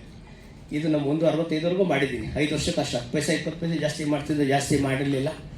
ಆ ಸಂದರ್ಭದಲ್ಲಿ ನಮಗೆ ಭಾಳಷ್ಟು ವ್ಯವಸ್ಥೆ ಆಗಿ ಆ ಥಿಯೇಟ್ರಲ್ಲಿ ಇವತ್ತು ಅಷ್ಟೇ ನೋಡಿ, ನಾವು ಶುಕ್ರವಾರ ಸಿನಿಮಾ ರಿಲೀಸ್ ಆಗುತ್ತೆ, ಗುರುವಾರ ನಾವು ವೀಕೆಂಡ್ ಆಗುತ್ತೆ. ನೆಕ್ಸ್ಟು ಶುಕ್ರವಾರದೊಳಗಡೆ ಎಲ್ಲರಿಗೂ ಪ್ರತಿಯೊಬ್ಬರಿಗೂ ಅದರಲ್ಲಿ ಏನೋ ರೆಪ್ರೆಸೆಂಟೇಟಿವ್ ಬಾಟ ಅಂತೆ, ಕಾರ್ಬನ್ ಫೀಸ್ ಅಂತೆ, ಶೋ ಟ್ಯಾಕ್ಸ್ ಅಂತೆ, ಆ ರೆಂಟು, ಥಿಯೇಟರ್ ರೆಂಟ್ ಎಲ್ಲ ಕಳೆದು ನಾವು ಡಿಸ್ಟ್ರಿಬ್ಯೂಟರ್ಗೆ ಪ್ರೊಡ್ಯೂಸರ್ಗೆ ಶುಕ್ರವಾರ ಬೆಳಗ್ಗೆ ನಾವು DD ಚೆಕ್ ಇಶ್ಯೂ ಮಾಡ್ತಿದ್ದು. ಅದು ನಮ್ಮ ಥಿಯೇಟರ್ ರೂಲ್ಸ್ ಇತ್ತು. ಅವತ್ತಿಗೂ ಇವತ್ತಿಗೂ ಇತಿಹಾಸ ನಾನು ಕಂಡಿರೋದು ಈ ಥರ ಪೇಮೆಂಟ್ ಕೊಡೋದಲ್ಲಿ ಒಂದೇ ಥಿಯೇಟ್ರ್ ಅಂದರೆ ನಮ್ಮ ಶಾಂತಲಾ ಥಿಯೇಟ್ರು. ಈಗ ವೀರೇಶ ಥಿಯೇಟ್ರ್ ಆಗಿದೆ. ನಾನು ಅಲ್ಲಿ 6 ವರ್ಷ ತುಂಬ ಹೆಸರು ಮಾಡಿದೆ. PLS ಬಂದೆ, ತುಂಬ ಓಡಾಟ ಮಾಡಿದೆ, ಒಳ್ಳೆ ಹೆಸರು ಮಾಡಿದೆ. ಏನು ಮಾಡಿದೆ, ಹಿಂಗೆ ಸಿನಿಮಾ ತಗೊಂಡು ರಿಯಲ್ ಎಸ್ಟೇಟ್ ಮಾಡೋಣ ಅಂತ ಬಂದ. ಫಸ್ಟು ನಮಗೆ ರಿಯಲ್ ಎಸ್ಟೇಟಲ್ಲಿ ನನಗೆ ಸಪೋರ್ಟ್ ಮಾಡಿದ್ದು, ನನಗೆ ಭಾಳಷ್ಟು ಹೆಲ್ಪ್ ಮಾಡಿದಂಥವ್ರು, ನನ್ನ ಬೆನ್ನೆಲುಬು ನಿಂತಂಥವ್ರು ನನ್ನ ಸ್ನೇಹಿತರು CR ಶ್ರೀನಿವಾಸ್ ಅಂತ. ಅವರು ಚಾರ್ಟೆಡ್ ಅಕೌಂಟೆಂಟು. ಇವತ್ತು ಕರ್ನಾಟಕದಲ್ಲಿ ತುಂಬ ದೊಡ್ಡ ಸಂಸ್ಥೆಗಳಿಗೆ ಅವ್ರು ಮಾಡ್ತಾರೆ. ಈ ಸಭೆಗೆ ಅವ್ರಿಗೂ ಸ್ವಾಗತ ಬಯಸ್ತಾ ನಾನು ಸಲ್ಲವನ್ನು ಮಾಡ್ತೀನಿ. ಈಗಲೂ ನಮಗೂ ಅವ್ರಿಗೂ ತುಂಬ ವ್ಯವಹಾರಗಳಿದ್ದಾವೆ. ನಾನು ರಿಯಲ್ ಎಸ್ಟೇಟ್ ಈಗ ಮಾಡ್ತಾ ಇಲ್ಲ. ಇತ್ತೀಚೆಗೆ ಒಂದು 100 ಮನೆಯವ್ರಿಗೂ ಮಾರಾಟ ಮಾಡಿ ಬಿಟ್ಬಿಟ್ಟಿದ್ದೀನಿ. ಯಾಕೆ ಬಿಟ್ಟಿದ್ದೀನಿ ಅಂದರೆ ಅದಕ್ಕೆ ಮುಖ್ಯವಾದ ಕಾರಣ ನನ್ನ ಮಗ. ಇವತ್ತು ನಾನು ಸಿನಿಮಾ ಮಾಡೋಕ್ಕೆ ಹೋದೆ, ಸಿನಿಮಾ ಮಾಡಿದೆ. ಸಿನಿಮಾದಲ್ಲಿ ಮೊದಲನೇ ಸಿನಿಮಾ ಪ್ರಥಮ ಅಂತಿಮ ಕಾಣಿಕೆ ಕೊಟ್ಟೆ, ನೊಂದುಬಿಟ್ಟು. ಹಿಂಗೆ ಅಭಿಮಾನಿ ದೇವರುಗಳಿಂದ ಬಲಂತ ಮಾಡಿ ತಿರುಗಿ ಅಲೆಮಾರಿ ಮಾಡಿದ್ಮೇಲೆ ಜೋಗಯ್ಯ ಡಿಸ್ಟ್ರಿಬ್ಯೂಷನ್ ತಗೊಂಡೆ. ಆಮೇಲೆ ಡವ್ ಅನ್ನೋ ಸಿನಿಮಾ ಸಾರಾಗೋಯ್ದು ಮಗನ್ನೇ ಹಾಕ್ಕೊಂಡು ಒಂದು ಸಿನಿಮಾ ಮಾಡಿದೆ, ಡವ್ ಅಂತ. ಭಾಗೀರಥಿ ಮಾಡಿದೆ, ಅಂಗುಲಿ ಮಾಡಿದೆ, ಪ್ರೀತಿ, ಈ ಥರ ಒಂದು 7-8 ಸಿನಿಮಾ ಮಾಡಿದೆ. ನಾನೇನೇನು ಕಳೆದ್ನೋ, ಸಂಪಾದನೆ ಮಾಡಿದ್ನೋ ಅದನ್ನು ಕಳೆದೆ. ಬಟ್ ಒಂದು ಸಂತೋಷ ಏನಂದರೆ ನಮ್ಮ ತಂದೆ ತಾಯಿ ಆಸ್ತಿ ಆಗಲಿ ಮತ್ತೊಂದಾಗಲಿ ಮಗದೊಂದಾಗಲಿ ನಾವು ನೋಡಿಲ್ಲ, ಗೊತ್ತಿಲ್ಲ. ನಾನು ದುಡ್ದೆ, ನಾನು ಕಳೆದೆ. ನಾನು ಬುದ್ಧಿವಂತನೆಲ್ಲ ಕಳೆದೆ. ನಮ್ಮ CR ಶ್ರೀನಿವಾಸ್ ಅವರು ಭಾಳ ಬುದ್ಧಿವಂತಿಕೆಯಿಂದ ಉಳಿಸ್ಕೊಂಡು ಇವತ್ತು ಭಾಳ ಎತ್ತರವಾಗಿದ್ದಾರೆ.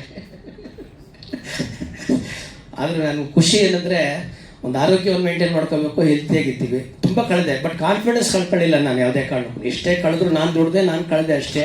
ಯಾರಿಗೂ ಹೆದರ್ಕೊಳ್ಳೋಂಥ ಅವಶ್ಯಕತೆ ಇಲ್ಲ. ನಾನು ಓದಿಲ್ಲ ಅಂತ ಆವಾಗಲೇ ಹೇಳಿದ್ನಲ್ಲ, ಸರ್ವಾಗ್ದು ಏನು ಹೇಳಿದೆ ನನಗಂದರೆ, ಅಕ್ಷರವು ಲೇಖಕ್ಕೆ, ತರ್ಕತ ವಾದಕ್ಕೆ, ಮಿಕ್ಕೆಲ್ಲ ಓದುಗಳು ತಿರುಪಿಗೆ, ಮೋಕ್ಷಕ್ಕೆ 2 ಅಕ್ಷರವೇ ಸಾಕಿಂದ ಸರ್ವಜ್ಞ. ಅಕ್ಷರ ಇರೋದು ಬರೀ ಬರೆಯೋದಕ್ಕೆ ಓದೋದಕ್ಕೆ ಮಾತ್ರ, ತರ್ಕ ಇರೋದು ವಾದ ಮಾಡೋದಕ್ಕೆ, ಮಿಕ್ಕೆಲ್ಲ ಓದುಗಳು ತಿರುಪಿಗೆ, MCOM, MTech, MBA ಹೊಟ್ಟೆಪಾಡಿಗೋಸ್ಕರ ವಿದ್ಯೆ. ಮೋಕ್ಷಕ್ಕೆ 2 ಅಕ್ಷರವೇ ಸಾಕಿಂದಂದರೆ, ಮೋಕ್ಷ ಬೇಕು ಅಂದರೆ ಧ್ಯಾನ ಮಾಡು ಅಂದರೆ, ಧ್ಯಾನ ಮಾಡಿದ್ರೆ ಜ್ಞಾನ ರುಚಿಸುತ್ತೆ ಅಂತೇಳಿ ಹೇಳಿದ್ರು. ಆ ತತ್ವ ಸಿದ್ಧಾಂತ ಫಾಲೋ ಮಾಡ್ತಿದ್ದೀನಿ. ಸ್ವಾಮಿ ವಿವೇಕಾನಂದ ಒಂದು ಮಾತು ಹೇಳಿದ್ದಾರೆ, arise awake and wait till the goal is reached ಅಂತೇಳಿ. ಮೊದಲು ನೀವು ಎದ್ದೇಳಿ, ಆಮೇಲೆ ಅವ್ರನ್ನ ಉದಯಿಸ್ರಿ, ಅವನ್ನ ಎದ್ದೇಳಿಸಿ, ಸ್ವಲ್ಪ ನಿಧಾನ ಮಾಡಿ ಗುರಿ ಮುಟ್ಟೋ ತನಕ ಹೋರಾಟ ಮಾಡಿ ಅಂತ. Nothing is impossible, everything is possible, but man makes mind ಅಂತ. ಅಸಾಧ್ಯವಾದ ಜಗತ್ತಲ್ಲಿ ಯಾವುದೂ ಇಲ್ಲ, ಎಲ್ಲನೂ ಸಾಧ್ಯ. ಮನುಷ್ಯನಾದವ್ರು ಮನಸ್ಸು ಮಾಡಿದರೆ ಮಾತ್ರ. ಆ ತತ್ವ ಸಿದ್ಧಾಂತ ಇಟ್ಕೊಂಡಿದ್ದೇನೆ. ಇವತ್ತಿನ ಕಾಲದಲ್ಲಿ ವಿದ್ಯೆ ವಿನಯ ಭೂಷಣ, ವಿನಯ ವಿಧೇಯತೆ ಭೂಷಣ, ವಿಧೇಯತೆ ವಿನಮ್ರತೆ ಭೂಷಣ, ವಿನಮ್ರತೆ ವಿಕಾಸತೆ ಭೂಷಣ, ವಿಕಾಸತೆ ವಿನಾಶಕ್ಕೆ ಹೋಗಬಾರ್ದು. ಯಾರೇನೇ ಓದಿರಲಿ ಅದನ್ನು ತಲೆಯಲ್ಲಿ ಇಟ್ಕೋಬೇಕು ಹೊರತು ಗಂಧ ತೆಗೆದು ಮೈ ಗಂಟಿಸ್ಕೋಬಾರ್ದು. ಎಷ್ಟು ನೀವು ಶಾಂತಿಯಿಂದ ಕೆಲಸ ಮಾಡ್ಕೊಂಡು ಹೋಗ್ತೀರೋ ಹೇಳಿದ್, ನನ್ನ ಜೀವನ ಪ್ರತಿ ದಿವಸ ನಾನು ಕಣ್ಣನ್ನು ಹಾಕಿದ್ದೀನಿ. ಎಂಥ ಮನೆ ನಾನು ಹುಟ್ಟಿಸ್ಬಿಟ್ಟೆ ತಂದೆ, ಅವಶ್ಯಕತೆ ಇತ್ತು ನಾನು ಅಂತೇಳಿ. ಆದರೆ ನಮ್ಮ ಅವಶ್ಯಕತೆ ಯಾರ ಕೈಲೂ ಇಲ್ಲ. ಈಗ ನಮ್ಮ ಮಕ್ಕಳಿದ್ದಾರೆ, ನನ್ನ ಮಗ ಇದ್ದಾನೆ ಅಂದಕ್ಕೆ ನಮ್ಮ ಪ್ರಯತ್ನ ಮಗ ಬಂದ, ನಾನು ಬಂದಿದ್ದರಿಂದ ನಮ್ಮ ತಂದೆ ತಾಯಿ ಪ್ರಯತ್ನ ನಾವು ಬಂದಿದ್ದೀವಿ. ಇದರಲ್ಲಿ ಯಾರ್ದು ದಾಷ್ಟ ಇಲ್ಲ, ಏನಿಲ್ಲ. ಇವತ್ತು ಈ ಮಠದಲ್ಲಿ ಕೆಲಸ ಮಾಡಿದ್ದೀವಿ. ಹಿಂಗೆ ಸಿನಿಮಾ ಮಾಡಿ ತುಂಬ ತುಂಬ ಕಳ್ಕೊಂಡೆ. ಇನ್ನೇನು ಮುಳುಗಲೇಬೇಕು ಅನ್ನೋ ಸಂದರ್ಭ ಬಂದಾಗ ನನ್ನ ಕೈ ಹಿಡಿದಿದ್ದು ಒಬ್ಬ ವ್ಯಕ್ತಿ ಅಂದರೆ ನಮ್ಮ ಗುರುಗಳು. ಅವರು ಬ್ಯಾಂಕಲ್ಲಿ ಕೆಲಸ ಮಾಡ್ತಿರೋಂಥ ವ್ಯಕ್ತಿ. ಅವ್ರು ಏನು ಹೇಳ್ಬೇಡ ಅಂತ ಹೇಳ್ತಾರೆ, ನಾನು ಹೇಳಿದ್ರು 100 ಜನ ಅವ್ರ ಬಗ್ಗೆ ಹೇಳ್ತಾನೆ ಇರ್ತಾರೆ ದಿನ ಬೆಳಗ್ಗೆ. ಬ್ಯಾಂಗ್ಳೂರಲ್ಲಿ ಆ ಕೆಲಸಕ್ಕೆ ಬ್ಯಾಂಕ್ ಕೆಲಸಕ್ಕೆ ರಾಜೀನಾಮೆ ಕೊಟ್ಟು ಇವತ್ತು 10 ಬ್ರಾಂಚ್ ಮಾಡಿ ಒಂದು 200 ಜನಕ್ಕೆ ಕೆಲಸ ಕೊಟ್ಟು 1000 ಜನಕ್ಕೆ ಸಾಲ ಕೊಟ್ಟಂಥ ದಣಿ ಅವರೇ ನಮ್ಮ ಶ್ರೀಚರಣ್ ಸೌಹಾರ್ದ ಕೋಆಪರೇಟಿವ್ ಬ್ಯಾಂಕ್ ಸಂಸ್ಥಾಪಕ ಅಧ್ಯಕ್ಷರಾದ ಬಿ ವಿ ದ್ವಾರಕಾನಾಥ್ ಅವರು. ಇವತ್ತಿನ ದಿವಸ ಚಾನಲಲ್ಲಿ ವಾಹಿನಿಯಲ್ಲಿ ತುಂಬ ಕಾರ್ಯಕ್ರಮ ನಡೆಸ್ಕೊಟ್ಟಂಥ ಒಬ್ಬ ಹೆಣ್ಣು ಮಗು. ಬಿಗ್ ಬಾಸ್ ಹೋಗಿ ಸಾಕಷ್ಟು ಸೇವೆ ಮಾಡಿಕೊಂಡು ಹೆಸರು ಮಾಡಿದೆ. ಇತ್ತೀಚೆಗೆ ಜನತಾ ದಳ ಯುವ ರಾಜಕಾರಣಿಯಾಗಿ ಬೆಳೆದು ಪದಾರ್ಪಣೆ ಮಾಡಿದೆ. ಅವರು ನಮ್ಮ ಜಾಹ್ನವಿ ಮೇಡಮ್ ಅವರು ಅಷ್ಟೇ ಇತ್ತೀಚೆಗೆ ನೋಡಿದ್ರಿ, ಬಿಗ್ ಬಾಸ್ ಎಲ್ಲ ನೋಡಿದ್ರಿ ತಾವು. ಇವತ್ತು ನಮ್ಮ ಸಮಾರಂಭಕ್ಕೆ ನಮ್ಮ ಶಣೈ ಸಾಹೇಬರು ಇದು ಮಾಡ್ಕೊಂಡು ಬಂದಿದ್ದಾರೆ. ಅವ್ರಿಗೂ ಈ ಸಭೆಗೆ ನಾನು ಸ್ವಾಗತ ಕೊಡ್ತಾ ಅವ್ರಿಗೊಂದು ಸಣ್ಣ ಒಂದು ಅಭಿನಂದನೆ.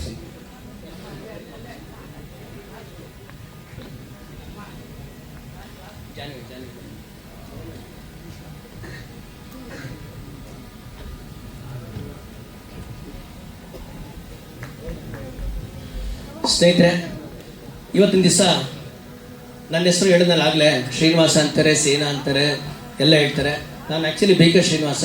ನನ್ನ ಬೆಂಕೋಶ್ರೀ ಮಾಡಿದಂತಾರೆ ಯಾರಪ್ಪ ಅಂದರೆ ನಮ್ಮ ಮಾಧ್ಯಮ ಮಿತ್ರರು, ನಮ್ಮ ವಿದ್ಯುನ್ಮಾನ ಮಾಧ್ಯಮ ಮಿತ್ರರು ಹಾಗೂ ಸುದ್ದಿ ಮಾಧ್ಯಮ ಮಿತ್ರರು ಈ ಸಭೆಗೆ ಆಗಮಿಸಿದ್ದಾರೆ. ನನ್ನ ಮೇಲೆ ಒಂದು ಪ್ರೀತಿ ವಿಶ್ವಾಸ ಇಟ್ಟಿದ್ದಾರೆ. ಯಾರೇ ಒಬ್ಬ ವ್ಯಕ್ತಿ ಇವತ್ತೇನಾದ್ರು ಬೆಳೆದಿದ್ದಾನೆ ಅಂತ ಹೇಳಿದ್ರೆ ಅದಕ್ಕೆ ಮಾಧ್ಯಮ ಕಾರಣ ಆಗುತ್ತೆ. ಒಂದು ವೇಳೆ ಆ ಮನುಷ್ಯ ಏನಾದ್ರು ತುಂಬ ಕೆಟ್ಟೋಗಿದ್ದಾನೆ ಅಂದರೆ ಅದಕ್ಕೆ ಅವನ ದುರಹಂಕಾರ ಕಾರಣ ಆಗುತ್ತೆ. ಅದಕ್ಕೆ ನಾನು ಮಾಧ್ಯಮದವನ್ನು ಕೂಡ ಈ ಸಭೆಗೆ ನಾನು ತುಂಬ ಹೃದಯದಿಂದ ಸ್ವಾಗತ ಬಯಸ್ತೀನಿ. ಆಮೇಲೆ ಇವತ್ತಿನ ದಿವಸ ಸಾಕಷ್ಟು ಮಹನೀಯರುಗಳು ಬಂದಿದ್ದೀರಾ. ಸ್ವಲ್ಪ ಕಾಲಾವಕಾಶ ತಡ ಆಯಿತು. ಜಯಮಾಲ ಮೇಡಮ್ ಅವರು ಬಂದಿದ್ದರು. ಅವರು 1 ಅವರ್ ಕಾದರು ಪಾಪ ಸಭೆಗೆ. ನಮ್ಮ ಗುರುಗಳು ಪಾಪ ಟ್ರಾಫಿಕ್ ಹಾಕೊಂಡು ತಡ ಆಗೋಯ್ತು. ಅದಕ್ಕೆ ಅವ್ರ ಹತ್ರ ಕ್ಷಮಾಪಣೆ ಕೇಳ್ಕೊಂಡು ಕಳಿಸಿದ್ದೀನಿ.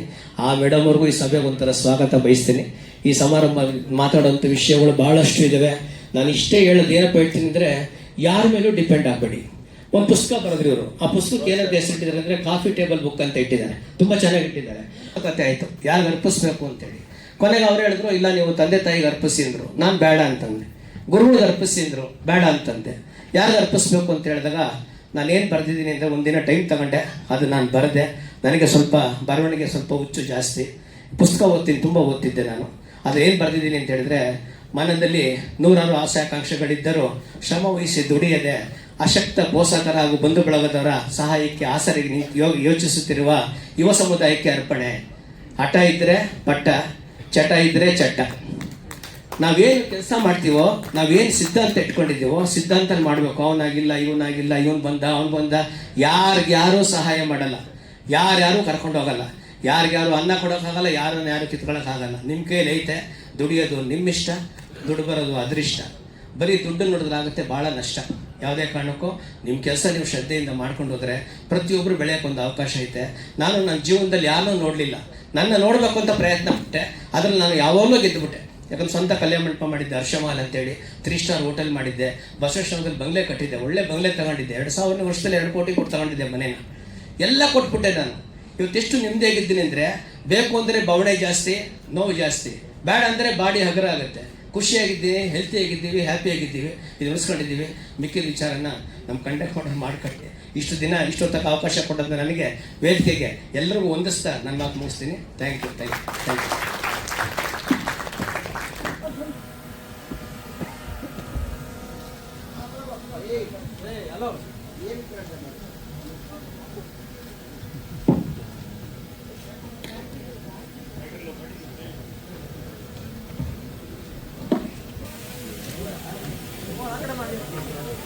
ಇದೀಗ ನಿಮ್ಮೆಲ್ಲರ ಚಪ್ಪಾಳೆಯೊಂದಿಗೆ ಬೆಂಕುಶ್ರೀಯವರ ಯಶೋಗಾಥೆಯನ್ನು ಒಳಗೊಂಡಂತಹ ಕಾಫಿ ಟೇಬಲ್ ಪುಸ್ತಕದ ಲೋಕಾರ್ಪಣಾ ಸಮಾರಂಭಕ್ಕೆ ಉದ್ಘಾಟನೆಯನ್ನ ನೆರವೇರಿಸಲಾಗ್ತಾ ಇದೆ.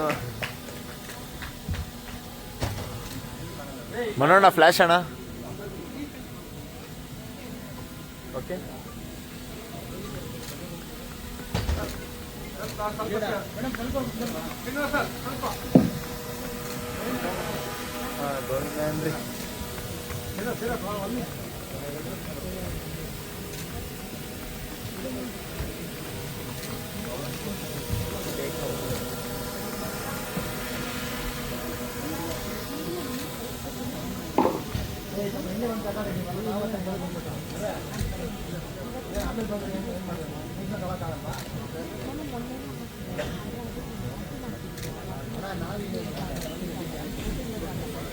ಇದೀಗ ಪುಸ್ತಕ ಬಿಡುಗಡೆ ಮಾಡುವಂತಹ ಸಮಯ. ದೀಪ ಬೆಳಗಿದ ನಂತರದಲ್ಲಿ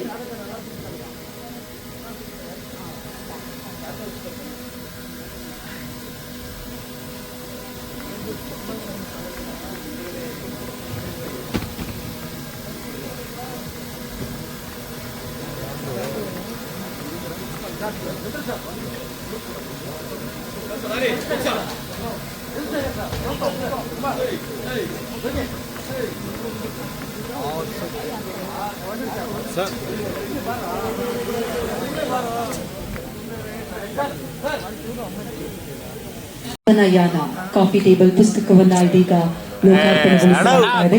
ದಯವಿಟ್ಟು ನೀವೆಲ್ಲರೂ ಚಪ್ಪಾಳೆಯ ಮೂಲಕ ಅಭಿನಂದನೆಗಳನ್ನ ಸಮರ್ಪಿಸಬೇಕಾಗಿ ವಿನಂತಿಸ್ತಾ ಇದ್ದೀವಿ. ದ ನ್ಯೂ ಇಂಡಿಯನ್ ಎಕ್ಸ್‌ಪ್ರೆಸ್ ಪ್ರಕಟಿಸಿರುವಂತಹ ವಿ.ಕೆ. ಶ್ರೀನಿವಾಸ್ ಬೆಂಕೋಶ್ರೀಯವರ ಸಿನಿಮಾ, ವ್ಯಾಪಾರ, ಹೋರಾಟ ಮತ್ತು ಅಜೇಯ ಮನೋಬಲದ ಯಶೋಗಾಥೆಯನ್ನೊಳಗೊಂಡಂತಹ ಕಾಫಿ ಟೇಬಲ್ ಪುಸ್ತಕ ಒಂದು ಅಸಾಮಾನ್ಯ ಜೀವನಯಾನ ಇದರ ಲೋಕಾರ್ಪಣೆ ಆಗ್ತಾ ಇದೆ.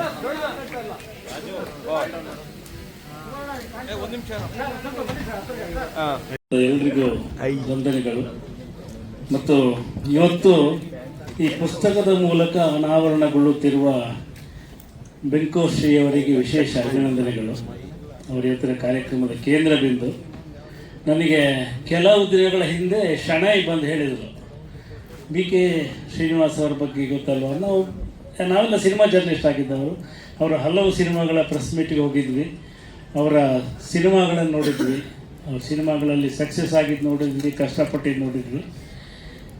ಮತ್ತು ಅವರ ಆತ್ಮಕಥೆ ನಮ್ಗೆ ಗೊತ್ತಿರಲಿಲ್ಲ. ನಾವು ಸಾಮಾನ್ಯವಾಗಿ ಸಿನಿಮಾ ಮುಹೂರ್ತಕ್ಕೆ ಹೋದಾಗ ಸಿನಿಮಾ ಹೇಗಿದೆ ನೋಡ್ತೀವಿ, ನಿರ್ಮಾಪಕ ಹೆಂಗೆ ದುಡ್ಡು ಹಾಕಿದ ಅಂತ ನಮಗೆ ಮುಖ್ಯ ಆಗಿರಲ್ಲ. ಅವ್ರು ಚೆನ್ನಾಗಿ ಮಾಡಿದ್ದಾರೆ, ಅವ್ರ ಸಿನಿಮಾಗೆ ಬೇಕಾದಷ್ಟು ದುಡ್ಡು ಬಂದಿದೆಯೋ ಇದನ್ನು ನೋಡ್ತಾ ಇರ್ತೀವಿ ಹೊರತು ಅವರ ಸ್ಟ್ರಗಲ್ ಗೊತ್ತಿರಲ್ಲ. ಇವತ್ತಿನ ದಿನಗಳಲ್ಲಿ ಹಲವು ನಿರ್ಮಾಪಕರು ಕಷ್ಟಪಡೋದನ್ನು ನೋಡಿದ್ವಿ ನಾವು. ಆನಂತರ ಸಿನಿಮಾ ಮಾಡಿದ ನಂತರ ಅವ್ರು ಹೇಳ್ತಾರೆ, ಇಷ್ಟು ಲಕ್ಷ ಹಾಕಿದ್ದೆ, ಇಷ್ಟು ಕೋಟಿ ಹಾಕಿದ್ದೆ, ಅದೇನು ವಾಪಸ್ ಬರಲಿಲ್ಲ. ಈ ಥರದ ಕಥೆಗಳನ್ನು ನಾನು, ಶಣೈ, ವಾಸು, ಹಲವಾರು ಸ್ನೇಹಿತರು ಕೂತಾಗ ಮಾತಾಡ್ತಾ ಇರ್ತೀವಿ. ಯಾಕೆ ಮಾಡ್ತಾರೆ ಸಿನಿಮಾ? ಈಗಿನಂತೂ ಒಂದು ಸಿನಿಮಾ ಮಾಡೋಕ್ಕೆ ಯಾರಾದ್ರು ಬಂದರೆ ಭಯ ಆಗತ್ತೆ. ಅವರ ಮುಂದಿನ ಕತೆ ಏನಾಗ್ಬೋದು, ಅವ್ರು ಎಲ್ಲಿ ಮಾಡ್ತಾರೆ ಸಿನಿಮಾನ, ಯಾರು ತಗೋತಾರೆ, ಅವ್ರ ಕಷ್ಟಗಳೇನು, ಇದೆಲ್ಲ ನೋಡಿದಾಗ ಒಂಥರ ಆತಂಕ ಆಗುತ್ತೆ. ಇವ್ರು ಹೇಳಿದ್ರು, ನಾನು ಹಾಲ್ ಶ್ರೀನಿವಾಸ ಅಂತ. ಅವರು ಹಾಲಲ್ಲ, ಹಾಲ್ ಶ್ರೀನಿವಾಸ್ ಅವರು ಎಲ್ಲನೂ ಮಾಡಿದ್ದಾರೆ ಕೆಲಸ. ನನಗೆ ಅವ್ರು ಮಾತಾಡ್ತಿದ್ದಾಗ ನನ್ನನ್ನು ಯಾಕೆ ಕರೆಸಿದ್ರು ಅಂತ ಅನುಮಾನ ಬಂತು. ಯಾಕಂದರೆ ಎಷ್ಟು ಚೆನ್ನಾಗಿ ಅವ್ರ ಕತೆ ಹೇಳಿದ್ರು ಅಂದರೆ, ಅವರು ಮೊದಲಿನಿಂದ ಅವರ ಇವತ್ತಿನ ತನಕದ ಕಥೆಯನ್ನು ಬಹಳ ಸೊಗಸಾಗಿ ಬಿಚ್ಚಿಟ್ರು. ಆ ಬಿಚ್ಚಿಡ್ತಾ ಯಾರೆಲ್ಲ ಅವರಿಗೆ ನೆರವಾಗಿದ್ದಾರೋ ಅವರನ್ನು ಕೂಡ ಸ್ಮರಣೆ ಮಾಡಿಕೊಂಡ್ರು. ಇಂಥ ಒಂದು ಕತೆ ನಮ್ಮದಾಗಿದ್ದರೆ ನಾವು ಕಣ್ಣೀರಿನ ಜೊತೆ ಹೇಳ್ತಿದ್ದೀವಿ, ಒಂದು ತೊಟ್ಟು ಕಣ್ಣೀರಲ್ಲಿ ಹೇಳಿಲ್ಲ, ಅವ್ರು ಪ್ರೀತಿಯಿಂದ ಹೇಳೋದು.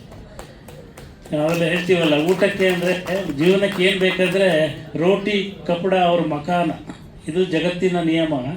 ಬಟ್ ಕೆಲವರಿಗೆ ಅದು ಸಾಕಾಗಲ್ಲ. ಆ ರೋಟಿ, ಕಪಡ, ಮಕಾನ್ ಜೊತೆ ಪ್ಯಾಷನ್ ಅಂತ ಒಂದಿರುತ್ತೆ. ಇವರಿಗೆ ಸಿನಿಮಾದ ಪ್ಯಾಷನ್, ಸಿನಿಮಾ ಮಾಡಬೇಕು. ಏನಾಗಿದೆ, ಸ್ವಲ್ಪ ದುಡ್ಡಿದ್ರೆ ಒಂದು ಸಿನಿಮಾ, ಒಳ್ಳೆ ನಿರ್ದೇಶಕನ ಹುಡುಕಬೇಕು. ಆ ಹುಡುಕಾಟದಲ್ಲಿ ಅವ್ರು ಸೋತಿರ್ಬೋದು, ಆದರೆ ಒಳ್ಳೆಯ ಸಿನಿಮಾವನ್ನು ಮಾಡಬೇಕು ಅಂತ ಹೇಳುವ ಅವರ ಅದಮ್ಯವಾದ ಒಂದು ಆಸೆ. ಆ ಆಸೆಯ ಅಂದರೆ ಒಂದೆರಡು ಸಿನಿಮಾ ಅಲ್ಲ, ಅವ್ರು ನಿರಂತರವಾಗಿ ಸಿನಿಮಾ ಮಾಡ್ತಾ ಬಂದರು. ನನಗೆ ಅವ್ರ ಬಗ್ಗೆ ಉದಯ ಮರಕಿಡಿ ಒಂದು ಮಾತು ಹೇಳಿದರು, ಬೆಂಕೋಶ್ರೀ ಅಂತ ಒಬ್ಬ ನಿರ್ಮಾಪಕ ಸಿಕ್ಕಿದರೆ ಆ ಇಂಡಸ್ಟ್ರಿ ನಿಜವಾಗೂ ಪುಣ್ಯ ಮಾಡಿದೆ ಅಂತೇಳಿ. ಯಾಕಂದರೆ ಅಷ್ಟು ಪ್ಯಾಷನ್ನಲ್ಲಿ ಒಂದು ಸಿನಿಮಾ ಮಾಡೋದಿದೆಯಲ್ಲ, ತನ್ನೆಲ್ಲವನ್ನು ಕೊಟ್ಟು. ಅಂದರೆ ಉದ್ಯಮಕ್ಕೆ ಬರುವವರು ದುಡ್ಡು ಮಾಡಬೇಕು ಅಂತ ಬರ್ತಾರೆ, ಬಟ್ ಇವರಿಗೆ ದುಡ್ಡು ಮಾಡೋದು ಸೆಕೆಂಡ್ರಿ ಆಗಿತ್ತು, ಒಳ್ಳೆ ಸಿನಿಮಾ ಮಾಡೋದು ಪ್ರೈಮರಿ ಆಗಿತ್ತು. ಅವರ ಕಥೆಗಳ ಆಯ್ಕೆಗಳನ್ನು ನಾವು ನೋಡಿದ್ದೀವಿ, ಅವರ ನಿರ್ಮಾಪಕರನ್ನು, ಅವ್ರ ನಿರ್ದೇಶಕರನ್ನು ಆಯ್ಕೆ ಮಾಡಿದ್ದು ನೋಡಿದ್ದೀವಿ. ಈ ಪುಸ್ತಕದಲ್ಲಿ ಇಂಡಿಯನ್ ಎಕ್ಸ್‌ಪ್ರೆಸ್ನವರು ಪಬ್ಲಿಷ್ ಮಾಡಿದ್ದಾರೆ. ಎಷ್ಟು ಚೆನ್ನಾಗಿದೆ ಅಂದರೆ ಪುಸ್ತಕ ಇವತ್ತಿನ ಕಾಲಕ್ಕೆ ತಕ್ಕಂತಿದೆ. ಅಂದರೆ ಕಡಿಮೆ ಮಾತು, ಹೆಚ್ಚು ಫೋಟೋಗ್ರಫಿ. ಅವ್ರು ಯಾರ ಜೊತೆ ಒಡನಾಡಿದ್ದಾರೆ, ಅವ್ರ ಜೀವನ ಹೆಂಗೆ ಬಂದಿದೆ. ಈ ಫೋಟೋದಲ್ಲಿ ಒಬ್ಬ ವ್ಯಕ್ತಿಯ ಬದುಕನ್ನು ನೋಡೋದಂದರೆ ಒಂದು ವಿಡಿಯೋ ಸಿನಿಮಾ ನೋಡ್ದಂಗಿದೆ. ಕೆಲವು ಸಣ್ಣ ಪುಟ್ಟ ವಿವರಗಳಿವೆ, ಅದ್ರ ಜೊತೆ ಎಲ್ಲ ಫೋಟೋಗಳಲ್ಲಿ ಅವರ ಬದುಕು ಓಪನ್ ಆಗ್ತಾ ಹೋಗುತ್ತೆ. ಸಾಮಾನ್ಯವಾಗಿ ಒಬ್ಬ ನಿರ್ಮಾಪಕನ ಕಥೆ ಅಂದರೆ ಶಾರಗೋದವರಿಗೆ ಗೊತ್ತಿದೆ. ಅದು ಕನ್ನಡದಲ್ಲಿ ಒಬ್ಬ ನಿರ್ಮಾಪಕನ ಕಥೆಯನ್ನು ಬರೆದ್ರೆ ಅದು ಇಡೀ ಕನ್ನಡ ಚಿತ್ರರಂಗದ ನಿರ್ಮಾಪಕರ ಕಥೆ ಆಗಿಬಿಡುತ್ತೆ ಅದು ಇವತ್ತು. ಯಾಕಂದರೆ ಎಲ್ಲರ ಕಥೆಯೂ ಒಂದೇ. ಇವತ್ತು ನಾವು ಹೇಳ್ತೀವಿ ಪತ್ರಿಕೋದ್ಯಮ ಕಷ್ಟದಲ್ಲಿದೆ ಅಂತ, ಸಿನಿಮಾ ಅದಕ್ಕಿಂತ ಕಷ್ಟದಲ್ಲಿದೆ. ಪತ್ರಿಕೋದ್ಯಮ, ಪತ್ರಿಕೆಯ ಸುದ್ದಿ, ಪತ್ರಿಕೆಯನ್ನು ಮುದ್ರಣ ಮಾಡೋದು, ಮಾರಾಟ ಮಾಡೋದು, ಇದೆಲ್ಲ ಒಂದು ಸಂಕಷ್ಟದ ಜಗತ್ತು. ಹಲವು ಮಂದಿ ಪತ್ರಕರ್ತರು ಕೆಲಸ ಕಳ್ಕೊಂಡಿದ್ದಾರೆ. ಹೊಸ ಪತ್ರಿಕೆಗಳಿಗೆ ಹುಟ್ಟುತ್ತದೆ ಅಂತ ಯಾವ ನಂಬಿಕೆಯೂ ಇಲ್ಲ. ಟೆಲಿವಿಷನ್ ಸಂಕಷ್ಟದಲ್ಲಿದೆ, ಬಟ್ ಸಿನಿಮಾ ಅದಕ್ಕಿಂತ ಸಂಕಷ್ಟದಲ್ಲಿದೆ ಅಂತ. ಯಾಕಂದರೆ ಇವತ್ತಾದರೂ ಕೆಲವರು ಪೇಪರ್ ಓದಿದೆ ಅಂತ ಹೇಳ್ತಾರೆ, ಪೇಪರಲ್ಲಿ ಬಂದಿದೆಯಾ ಅಂತ ಕೇಳ್ತಾರೆ.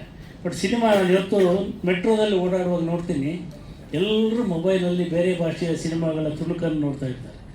ಆ ಬೇರೆ ಭಾಷೆಯ ಅಂದರೆ ನಾವು ಹೇಳ್ತೀವಿ ಬೇರೆ ಭಾಷೆ ನಮ್ಮಲ್ಲಿ ಬರೋದು ಅಂದರೆ ಮನುಷ್ಯನಿಗೆ ತನ್ನ ಭಾಷಾ ಪ್ರೇಮವನ್ನು, ತಾಯಿ ನುಡಿಯ ಪ್ರೇಮವನ್ನು ಮೀರಿಸುವಂಥ ಮನೋರಂಜನೆಯನ್ನು ಬೇರೆಯವ್ರು ಕೊಟ್ಟರೆ ಎಲ್ಲ ಮರ್ತೋಗ್ಬಿಡುತ್ತಾ ಅಂತ ನನಗೆ ಅನಿಸೋದು.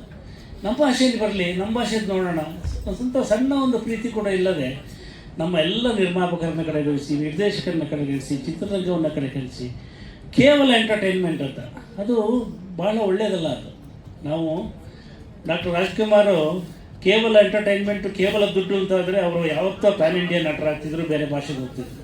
ಬಟ್ ನಮ್ಮ ಭಾಷೆ ಅಂತ ಇರುತ್ತಲ್ಲ, ಆ ಪ್ರೀತಿಯಲ್ಲಿ ಸಿನಿಮಾ ಮಾಡಿದಂಥ ಬಿಲ್ಕೋಶ್ರೀ ಅವ್ರದ್ದು ನಾವೊಂದು ಕತೆ ಹೇಳ್ತೀವಿ, ರ್ಯಾಕ್ ಟು ರಿಚರ್ ಸ್ಟೋರಿ ಅಂತ. ನಾವು ಇತ್ತೀಚೆಗೆ ಒಂದು ಬುಕ್ ಮಾಡಿದ್ವಿ ನಮ್ಮ ಕನ್ನಡಪ್ರಭದಿಂದ, ಸಾಧಕರ ಸಿದ್ಧಸೂತ್ರ ಅಂತ. ಅದರಲ್ಲಿ 26 ಮಂದಿಯ ಕಥೆಯನ್ನು ಬರೆದಿದ್ವಿ. ಯಾವುದೋ ಹಳ್ಳಿಲಿ ಇರ್ತಾರೆ, ಚಿಕ್ಕ ಪ್ರಾಯದಲ್ಲಿ ತಂದೆ ತೀರೋಗ್ತಾರೆ, ತಾಯಿ ಯಾವುದೋ ಮನೇಲಿ ಕೆಲಸ ಮಾಡ್ತಿರ್ತಾಳೆ, ಇವನು 9ನೇ ಕ್ಲಾಸಲ್ಲಿ ಫೇಲ್ ಆಗ್ತಾನೆ. ಆನಂತರ ಯಾವುದೋ ಊರಿಗೆ ಬಂದು ಸಣ್ಣ ಹೋಟ್ಲಲ್ಲಿ ಕೆಲಸ ಮಾಡಿ ಸಪ್ಲೈಯರ್ ಆಗಿ ನಂತರ ಹೋಟ್ಲನ್ನು ಅಂಥದ್ದೇ ಒಂದು ಹೋಟ್ಲನ್ನು ಕಟ್ಟಿ ಇವತ್ತು ದೊಡ್ಡ ಸ್ಥಾನಕ್ಕೆ ಹೋದಂಥದ್ದು. ಈ ಏರಿಕೆಯ ಕ್ರಮ ಬೇರೆ ಎಲ್ಲ ಬಿಸ್ನೆಸ್ಸಲ್ಲಿ ಸಾಧ್ಯ ಆಗುತ್ತೆ, ಬಟ್ ನಾನು ಸಿನಿಮಾದಲ್ಲಿ ಬಹಳ ಕಡಿಮೆ ನೋಡಿದ್ದೀನಿ. ಯಾರು ಉತ್ತುಂಗಕ್ಕೆ ಹೋಗಿದ್ದಾರೋ, ದ್ವಾರಕೀಶ್ ಅಂತವರೇ ಉತ್ತುಂಗಕ್ಕೆ ಹೋಗಿದ್ದಾರೋ, ಕೊನೆಯ ದಿನಗಳಲ್ಲಿ ಮತ್ತೆ ಅವರು ಅವನತಿಯತ್ತ ಜಾರಿದ್ದಾರೆ. ಅಂದರೆ ಇದು ಬಹಳ ಒಂದು ಜೂಜು. ಆ ಮನುಷ್ಯನ ಪ್ರೀತಿಯಿಂದ ನಡಿಬೇಕಾದ ಕೆಲಸವೇ ಹೊರತು ಇಲ್ಲಿ ಬಂದು ದೊಡ್ಡ ಸಂಪಾದನೆ ಮಾಡ್ತೀನಿ ಅಂತ ಹೇಳೋಕ್ಕಾಗಲ್ಲ. ಬಟ್ ಅಷ್ಟು ಕಷ್ಟಗಳನ್ನು ಎದುರಿಸಿ ಅವ್ರು ಹೇಳಿದರು, ನಾನು ಮನೆ ಮಾಡಿದೆ, ಸೇಫ್ ಮಾಡಿದೆ, ಆದರೆ ಅದು ಯಾವುದಕ್ಕೂ ಬೇಸರ ಪಟ್ಕೊಂಡಿಲ್ಲ ಅಂತ. ಈ ರೀತಿ ಬೇಸರ ಪಟ್ಟುಕೊಳ್ಳೋದ ಒಂದು ರೀತಿ, ಅದು ಪುಸ್ತಕದಲ್ಲಿ ವ್ಯಕ್ತವಾಗಿರುವಂಥ ರೀತಿ. ಇದು ಕನ್ನಡಿಗರ ಕಡ್ಡಿಯರಿನ ಕಥೆ ಅಲ್ಲ, ಇದು ಕನ್ನಡಿಗರ ಸಾಹಸದ ಕಥೆ ಅಂತ. ಅವರು ಎಲ್ಲ ನೋವುಗಳನ್ನು ಹಿಂದೆ ಇಟ್ಕೊಂಡು, ಬಿಹೈಂಡ್ ದಿ ಕ್ಯಾಮರಾ ಅಂತ ಹೇಳ್ತಾರಲ್ಲ, ಇಟ್ಕೊಂಡು ಕೇವಲ ತಾನು ಮಾಡಿದಂಥ ಸಾಹಸ, ತನ್ನನ್ನು ಪ್ಯಾಷನ್ ಹೇಗೆ ನಡೆಸ್ಕೊಂಡು ಹೋಯಿತು, ಹೇಗೆ ಒಂದು ಅದಮ್ಯವಾದ ಆಸೆಯಿಂದ ನಾನು ಸಿನಿಮಾ ಮಾಡೋಕ್ಕೆ ಬಂದೆ, ಆ ಸಿನಿಮಾ ಜೀವನದಲ್ಲಿ ನಾನು ಕಂಡುಕೊಂಡು ಸಂತೋಷಗಳೇನು ಅಂತ. ಅವರು ಕಳ್ಕೊಂಡಿರ್ಬೋದು, ಬಟ್ ದುಃಖಿಯಾಗಿಲ್ಲ. ಅವರು ಕಳ್ಕೊಂಡಿರ್ಬೋದು, ಬಟ್ ಆತ್ಮವಿಶ್ವಾಸ ಕಳ್ಕೊಂಡಿಲ್ಲ. ಅವರು ಕಳ್ಕೊಂಡಿರ್ಬೋದು, ಬಟ್ ನಾಳೆಗಳನ್ನು ಮತ್ತೆ ನೋಡ್ತಿದ್ದಾರೆ. ಅವರು ಮತ್ತೊಂದು ದೊಡ್ಡ ಸಿನಿಮಾ ಮಾಡಿ, ಮತ್ತೊಮ್ಮೆ ಸಿನಿಮಾ ಮಾಡಿ ಮತ್ತೆ ಯಾವುದೋ ಎತ್ತರಕ್ಕೆ ಇರ್ಬೋದು. ಆ ಸಾಧ್ಯತೆ ಅವರ ಕಣ್ಣಲ್ಲಿ, ಅವರ ಮಾತುಗಳಲ್ಲಿ ನನಗೆ ಕಾಣಿಸ್ತು. ಅಂಥ ಒಂದು ಪುಸ್ತಕ, ನಾನು 108 ಪುಸ್ತಕ ಬರೆದಿದ್ದೀನಿ, ಸುಮಾರು 10,000 ಪುಸ್ತಕ ಓದಿದ್ದೀನಿ. ಈ ರ್ಯಾಕ್ ಟು ರಿಚರ್ ಸ್ಟೋರೀಸ್ಗಳನ್ನು ಕೂಡ ಬರೆದಿದ್ದೀನಿ, ಓದಿದ್ದೀನಿ. ಬಟ್ ಇಂಥ ಒಂದು ಕಥೆಯನ್ನು ನಾನು ಬರೀಬೇಕು ಅಂತ ಅನ್ನಿಸ್ತು. ಬಹುಶಃ ಇದು ಬಹಳ ಒಳ್ಳೆಯ ಸಿನಿಮಾ ಆಗುವಂಥ ಕಥೆ. ಅದು ಸಿನಿಮಾ ಆಗಿದೆ ಹೇಳಿ, ನಾವು ಹಿಂದೆ ಸಿನಿಮಾ ನೋಡ್ತಿದ್ದಾಗ ನಾಯಕ ನಟ ಮೊದಲ ದೃಶ್ಯದಲ್ಲಿ ಬಂದಾಗ ಹೀರೋ ಆಗ್ತಾ ಇರಲಿಲ್ಲ. ಆ ಕತೆ ಹೇಳ್ತಾ ಹೇಳ್ತಾ ಕೊನೆಯ ದೃಶ್ಯಕ್ಕೆ ಹೀರೋ ಆಗ್ತಿದ್ದ. ಇವತ್ತು ಮೊದಲನೇ ದೃಶ್ಯದಲ್ಲಿ ಹೀರೋ ಆಗ್ತಾನೆ, ಕೊನೆಯ ದೃಶ್ಯದಲ್ಲಿ ಎದ್ದಿರೋಗ್ತಾನೆ, ಉಲ್ಟಾ ಆಗಿಬಿಟ್ಟಿದ್ದಲ್ಲ. ಆದರೆ ಇವರು ಮೊದಲು ನಿಧಾನವಾಗಿ ಹಾಲಾಗ್ತಾ, ಥಿಯೇಟ್ರಲ್ಲಿ ಕೆಲಸ ಮಾಡ್ತಾ, ಪ್ಯಾಷನ್ಗೋಸ್ಕರ ಕೆಲಸ ಮಾಡ್ತಾ, ಹೇಗೆ ಈ ಪುಸ್ತಕದಲ್ಲಿ ಹೀರೋ ಆಗ್ತಾ ಹೋಗ್ತಾರೆ ಅಂತ. ಒಬ್ಬ ನಿರ್ಮಾಪಕ ಹೀರೋ ಆಗೋದು ತನ್ನ ಆಸಕ್ತಿ, ಪ್ರೀತಿ ಮತ್ತು ಸಿನಿಮಾದ ಮೇಲಿನ ಅಗಾಧವಾದ ಮೋಹದಿಂದ ಅಂತ. ಸಿನಿಮಾ ಮೋಹಿತ, ಲೋಕ ಮೋಹಿತ ಮತ್ತು ವೃತ್ತಿ ಮೋಹಿತ ವ್ಯಕ್ತಿಯವರು. ಇವರಿಗೆ ನಾನು ಅಭಿನಂದನೆಗಳನ್ನ ಹೇಳಬೇಕು, ಧನ್ಯವಾದಗಳನ್ನ ಹೇಳಬೇಕು, ನಮಸ್ಕಾರಗಳನ್ನು ಹೇಳಬೇಕು ಗೊತ್ತಿಲ್ಲ. ಬಟ್ ಬಹಳ ನಾನು ನೋಡಿದಂತಹ ಶಣೈ ಸುಮ್ಮನೆ ರೆಕಮೆಂಡ್ ಮಾಡಲ್ಲ, ಶಣೈ ಹ್ಯಾಸ್ ರೆಕಮೆಂಡೆಡ್ ಹಿಮ್ ಇವರ ಬಗ್ಗೆ ಪುಸ್ತಕ ಬರಬೇಕು ಅಂತ. ಇಂಡಿಯನ್ ಎಕ್ಸ್ಪ್ರೆಸ್ ಅವರು ಸುಮ್ಮನೆ ಪುಸ್ತಕ ಮಾಡಲ್ಲ, ಅವ್ರು ಮಾಡಿರೋದು 8-10 ಪುಸ್ತಕ ಮಾಡಿದ್ದಾರೆ. ಅಂಥವರನ್ನು ಹುಡುಕಿ ಅಂಥವರ ಸಾಧನೆಗಳನ್ನು ಜಗತ್ತಿಗೆ ಪರಿಚಯಿಸುವಂಥ ಪುಸ್ತಕ ಮಾಡಿದ ಇಂಡಿಯನ್ ಎಕ್ಸ್ಪ್ರೆಸ್ ಶಣೈ ಅವರು. ಆಮೇಲೆ ಎಷ್ಟು ಮಂದಿ ನೋಡಿ, ಈ ತಡವಾಗಿದ್ದರೂ ಕೂತ್ಕೊಂಡು ಇವರ ಕಾರ್ಯಕ್ರಮಕ್ಕೆ ಬಂದರು. ಕೆಳಗಡೆ ಹೋಗ್ತಾ ಕನಕಪುರ ಶ್ರೀಕಾಂತ್ ಸಿಕ್ಕಿದ್ರು. ಅವ್ರು ಹೇಳಿದ್ರು, ಇವರು ಪ್ರೋಗ್ರಾಮಿಗೆ ಬಂದೆ, ನೀವು ಹೋಗಿ ಮಾತಾಡಿ, ಅವ್ರಿಗೆ ನಮಗೆಲ್ಲ ಪ್ರೀತಿ ಪಾತ್ರರು, ನಮ್ಮೆಲ್ಲರ ಕಣ್ಮಣಿ ಅಂತ ಹೇಳಿದ್ರು ಅವರು. ಮೊನ್ನೆ ಚೇಂಬರ್ಗೆ ಹೋದಾಗ ಜಯಮಾಲ ಅವರಿದ್ದರು, ಅವರಿಗೆ ಭಾಳ ದ್ವಂದ್ವ ಇತ್ತು, ಇನ್ನೊಂದು ಕಾರ್ಯಕ್ರಮ ಇತ್ತು ಅವರಿಗೆ, ಅಲ್ಲಿಗೆ ಹೋಗಲೋ ಇಲ್ಲಿಗೆ ಬರಲೋ ಅಂತ. ಬಟ್ ಇಲ್ಲಿಗೆ ಮೊದಲು ಬಂದರು ಅವರು. ಇವತ್ತು ಇಲ್ಲಿ ಪಕ್ಕದಲ್ಲಿ ಚಿತ್ರಕಲಾ ಪರಿಷತ್ತಲ್ಲಿ ನಮ್ಮದೇ ಆಫೀಸಿನ ಕಾರ್ಯಕ್ರಮ ನಡೀತಾ ಇದೆ ಬೆಳಿಗ್ಗೆ 11 ಗಂಟೆಯಿಂದ. ಶ್ರೀಯುತ ಈಶ್ವರ ಖಂಡ್ರೆ ಅವರ ಅಧ್ಯಕ್ಷತೆಯಲ್ಲಿ ನಾನು ಆ ಕಾರ್ಯಕ್ರಮವನ್ನು ಅರ್ಧಕ್ಕೆ ಬಿಟ್ಟು ಇಲ್ಲಿ ಬಂದೆ. ಯಾಕಂದರೆ ಈ ಸಾಧನೆ ದೊಡ್ಡದು ಅಂತೇಳಿ. ನಿಮಗೆ ನಮೋ ನಮಃ, ಒಳ್ಳೆಯದಾಗಲಿ.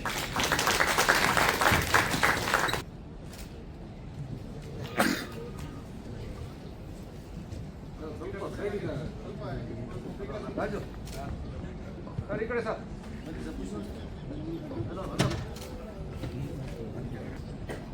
ಸರ್, ಒಂದು ನಿಮಿಷ ಇಲ್ಲಿ.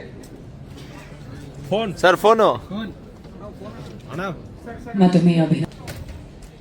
ನೊಣವಿನಕೆರೆ ಮಹಾಸಂಸ್ಥಾನದ ಪರಮ ಪೂಜ್ಯರ ಪಾದಗಳಿಗೆ ವಂದಿಸುತ್ತಾ, ವೇದಿಕೆ ಮೇಲಿರುವ ಎಲ್ಲ ಗಣ್ಯರೇ, ಇಂದಿನ ಸಭೆಯ ಕೇಂದ್ರ ಬಿಂದು ನಮ್ಮೆಲ್ಲರ ನೆಚ್ಚಿನ ಪ್ರೀತಿಯ ಆತ್ಮೀಯ ಗೆಳೆಯರಾದಂಥ ಬೆಂಕೋಶ್ರೀಯವರೇ, ಆಗಮಿಸುವ ಬೆಂಕೋಶ್ರೀಯ ಹಿತೈಷಿಗಳೇ, ಅಭಿಮಾನಿಗಳೇ, ಬೆಂಕೋಶ್ರೀಯವರ ಬಗ್ಗೆ ಮಾತನಾಡಬೇಕು ಅಂತ ಹೇಳಿ ನನಗೆ ಈ ಒಂದು ವೇದಿಕೆಯಲ್ಲಿ ಅವಕಾಶವನ್ನು ಕೊಟ್ಟಿದ್ದಾರೆ. ಬಹುಶಃ ನಾನು ಕೆ ವಿ ಚಂದ್ರಶೇಖರ್ ಅವರು ಮಾತನಾಡಿಕೊಂಡು ನಾವೇನು ಮಾತನಾಡೋದು ಬೆಂಕೇಶ್ವರಿಯವ್ರ ಬಗ್ಗೆ ಎಲ್ಲ ಅವರು ಹೇಳಿದ್ದಾರೆ. ಆದರೆ ಬೆಳೆದು ಬಂದ ದಾರಿನ ಹೆಜ್ಜೆ ಹೆಜ್ಜೆಯ ಗುರುತುಗಳನ್ನು ನಿಮ್ಗೆಲ್ರಿಗೂ ಮನದಟ್ಟು ಮಾಡಿಕೊಟ್ಟಿದ್ದಾರೆ. ಬಹುಶಃ ಇಷ್ಟೊಂದು ಅದ್ಭುತವಾಗಿ ಮಾತನಾಡ್ತಾರೆ ಅಂತ ಹೇಳ್ಬಿಟ್ಟು ನಾನಾದರೆ ಕೆ ವಿ ಚಂದ್ರಶೇಖರ್ ಅವರಾಗಲಿ ವೇದಿಕೆಯಲ್ಲಿರೋ ಯಾರೂ ಕೂಡ ಅಂದ್ಕೊಂಡಿರಲಿಲ್ಲ. ಅಷ್ಟರ ಮಟ್ಟಿಗೆ ಆ ಜನರಿಗೆ ಆ ಒಂದು ನಿಮ್ಮ ಏನೇನು ಅಭಿಲಾಷೆಗಳಿತ್ತು, ಏನೇನು ಕಷ್ಟಪಟ್ಟರು ಎಲ್ಲವನ್ನ ನೀವು ಹೇಳ್ಕೊಂಡಿದ್ದು. ಬಹುಶಃ 1983ರಲ್ಲಿ 82 ಗೋಕಾಕ್ ಚಳುವಳಿ ಆದಮೇಲೆ 83ರಲ್ಲಿ ನಾನು ರಾಜ್ಕುಮಾರ್ ಅಭಿಮಾನಿಗಳ ಸಂಘವನ್ನು ಪ್ರಾರಂಭ ಮಾಡಿದೆ. ಕರ್ನಾಟಕದಾದ್ಯಂತ ಸುಮಾರು 10,000 ಸಂಘಗಳನ್ನು ಮಾಡಿದೆ. ಆ ಸಂದರ್ಭದಲ್ಲಿ ಬೆಂಕೋಶ್ರೀಯವರು ಯಾವ ಇದು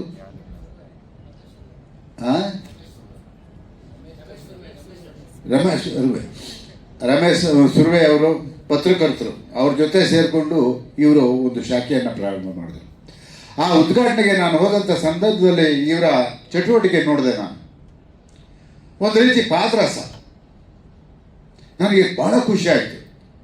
ಒಳ್ಳೆಯ ಕಾರ್ಯಕರ್ತ ಈ ಭಾಗದಲ್ಲಿ ರಾಜ್ಕುಮಾರ್ ಅಭಿಮಾನಿಗಳ ಸಂಘವನ್ನು ಪ್ರಾರಂಭ ಮಾಡ್ತಾನೆ, ಇವರಿಂದ ಕನ್ನಡದ ಕೆಲಸ ಆಗುತ್ತೆ, ಕನ್ನಡಿಗರಿಗೆ ಒಳ್ಳೆಯದಾಗುತ್ತೆ ಅನ್ನೋ ಮನೋಭಾವನೆ ಅವತ್ತೇ ನನಗೆ ಬಂದತ್ತಾಯಿತು.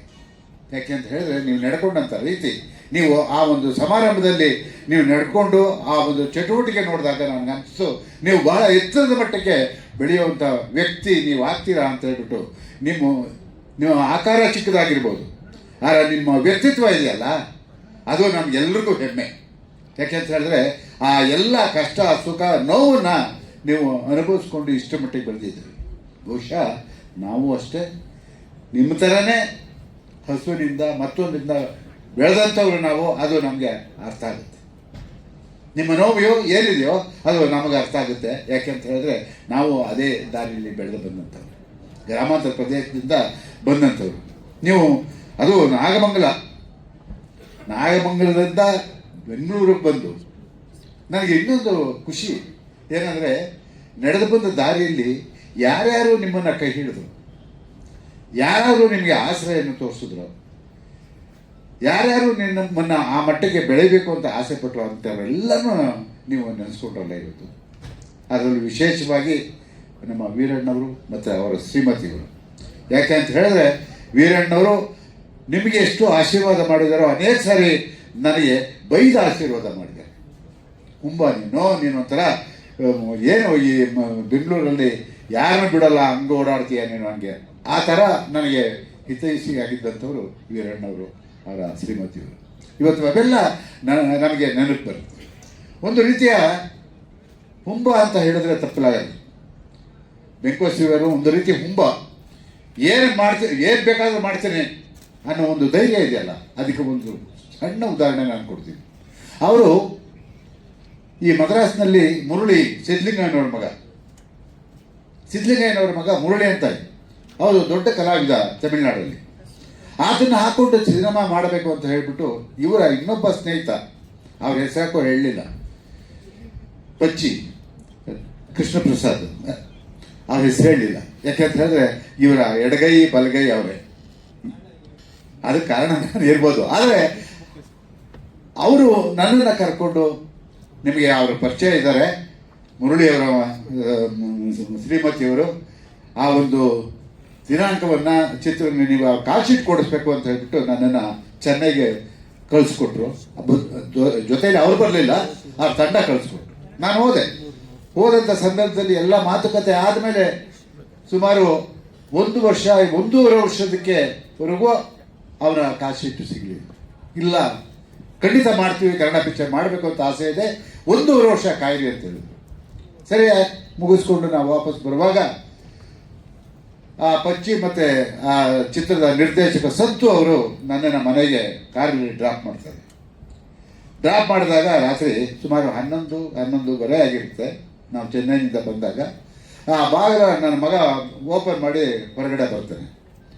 ಬಂದಾಗ ನನ್ನ ಮಗನ ನೋಡಿಬಿಟ್ಟು ಏನಾಯ್ತೋ ಏನೋ ಗೊತ್ತಿಲ್ಲ, ಯಾಕೆ ಅಲ್ಲಿ ಇಲ್ಲಿ ಹೋಗಬೇಕು, ಸಾರಾ ಗೋವಿಂದವ್ರ ಮಗನ್ನೇ ಹೀರೋ ಮಾಡೋಣ ಅಂತ ಹೇಳ್ಬಿಟ್ಟು ಬೆಳಗ್ಗೆ ಆ ಚಿತ್ರದ ನಿರ್ದೇಶಕ ಮತ್ತು ಕೃಷ್ಣ ಪ್ರಸಾದ್ ಇಬ್ಬರು ನನ್ನ ಮನೆಗೆ ಬಂದು, ದಯಮಾಡಿ ನಿಮ್ಮ ಮಗನೇ ನಮ್ಮ ಚಿತ್ರದ ನಾಯಕ, ನೀವು ಅದಕ್ಕೆ ಅವಕಾಶ ಮಾಡಿಕೊಡ್ಬೇಕು ಅಂತ ಹೇಳಿದಾಗ ನಾನು ಅವ್ರಿಗೆ ಬೈದೆ.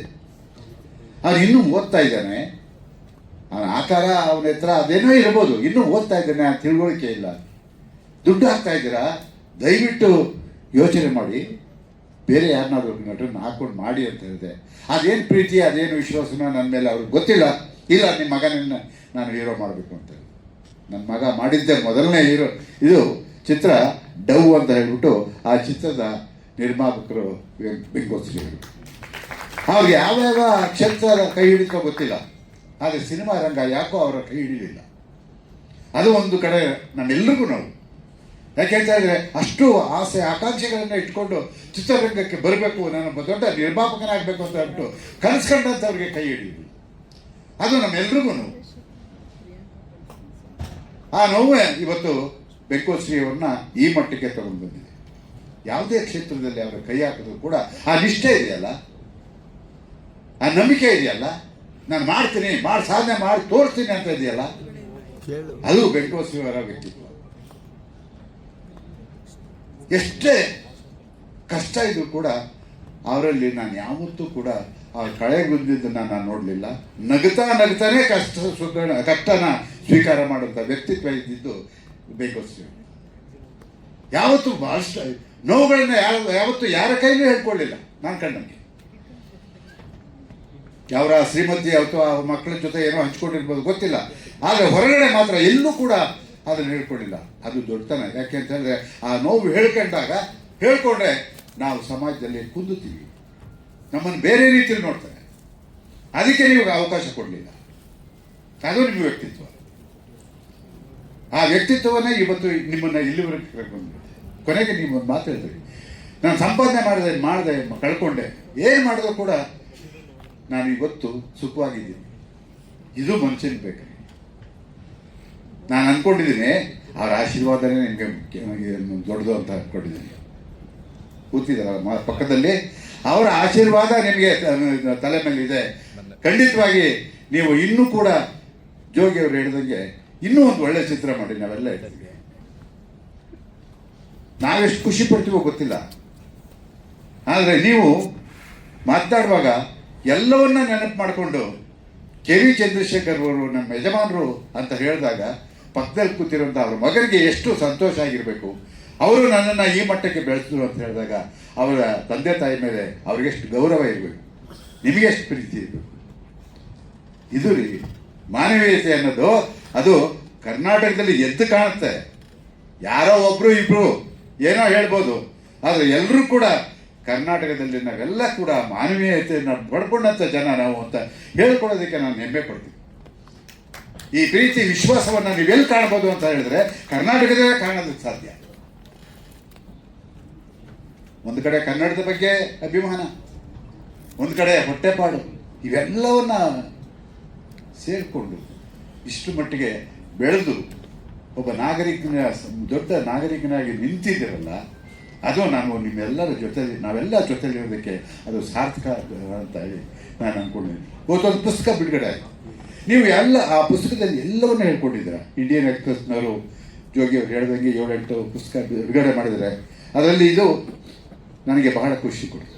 ಆ ಪ್ರಿಂಟಿಂಗ್ ಆಗಿರ್ಬೋದು, ಮತ್ತೊಂದಾಗಿರ್ಬೋದು, ವಿಷಯ ಆ ಸಂಪಾದಕೀಯನ ನೀವೇನು 4 ಪೇಜು 5 ಪೇಜು ಬರೆದಿಲ್ಲ, ಕೇವಲ ಒಂದೇ ಒಂದು ಪೇಜ್ನಲ್ಲಿ ಇಡೀ ಅವರ ಜೀವನವನ್ನು ನೀವು ಕಥೆ ಹೇಳಿದ್ದೀರ. ಅದು ಎಲ್ಲೋ ಒಂದು ಕಡೆ ನನಗೆ ಖುಷಿಯಾಯಿತು. ಎಲ್ಲ ಕ್ಷೇತ್ರದಲ್ಲೂ ಕೈ ಆಡಿಸಿದ್ದಾರೆ. ಯಾರು? ಬೆಕ್ಕಶ್ರೀ ಅವರು ಎಲ್ಲ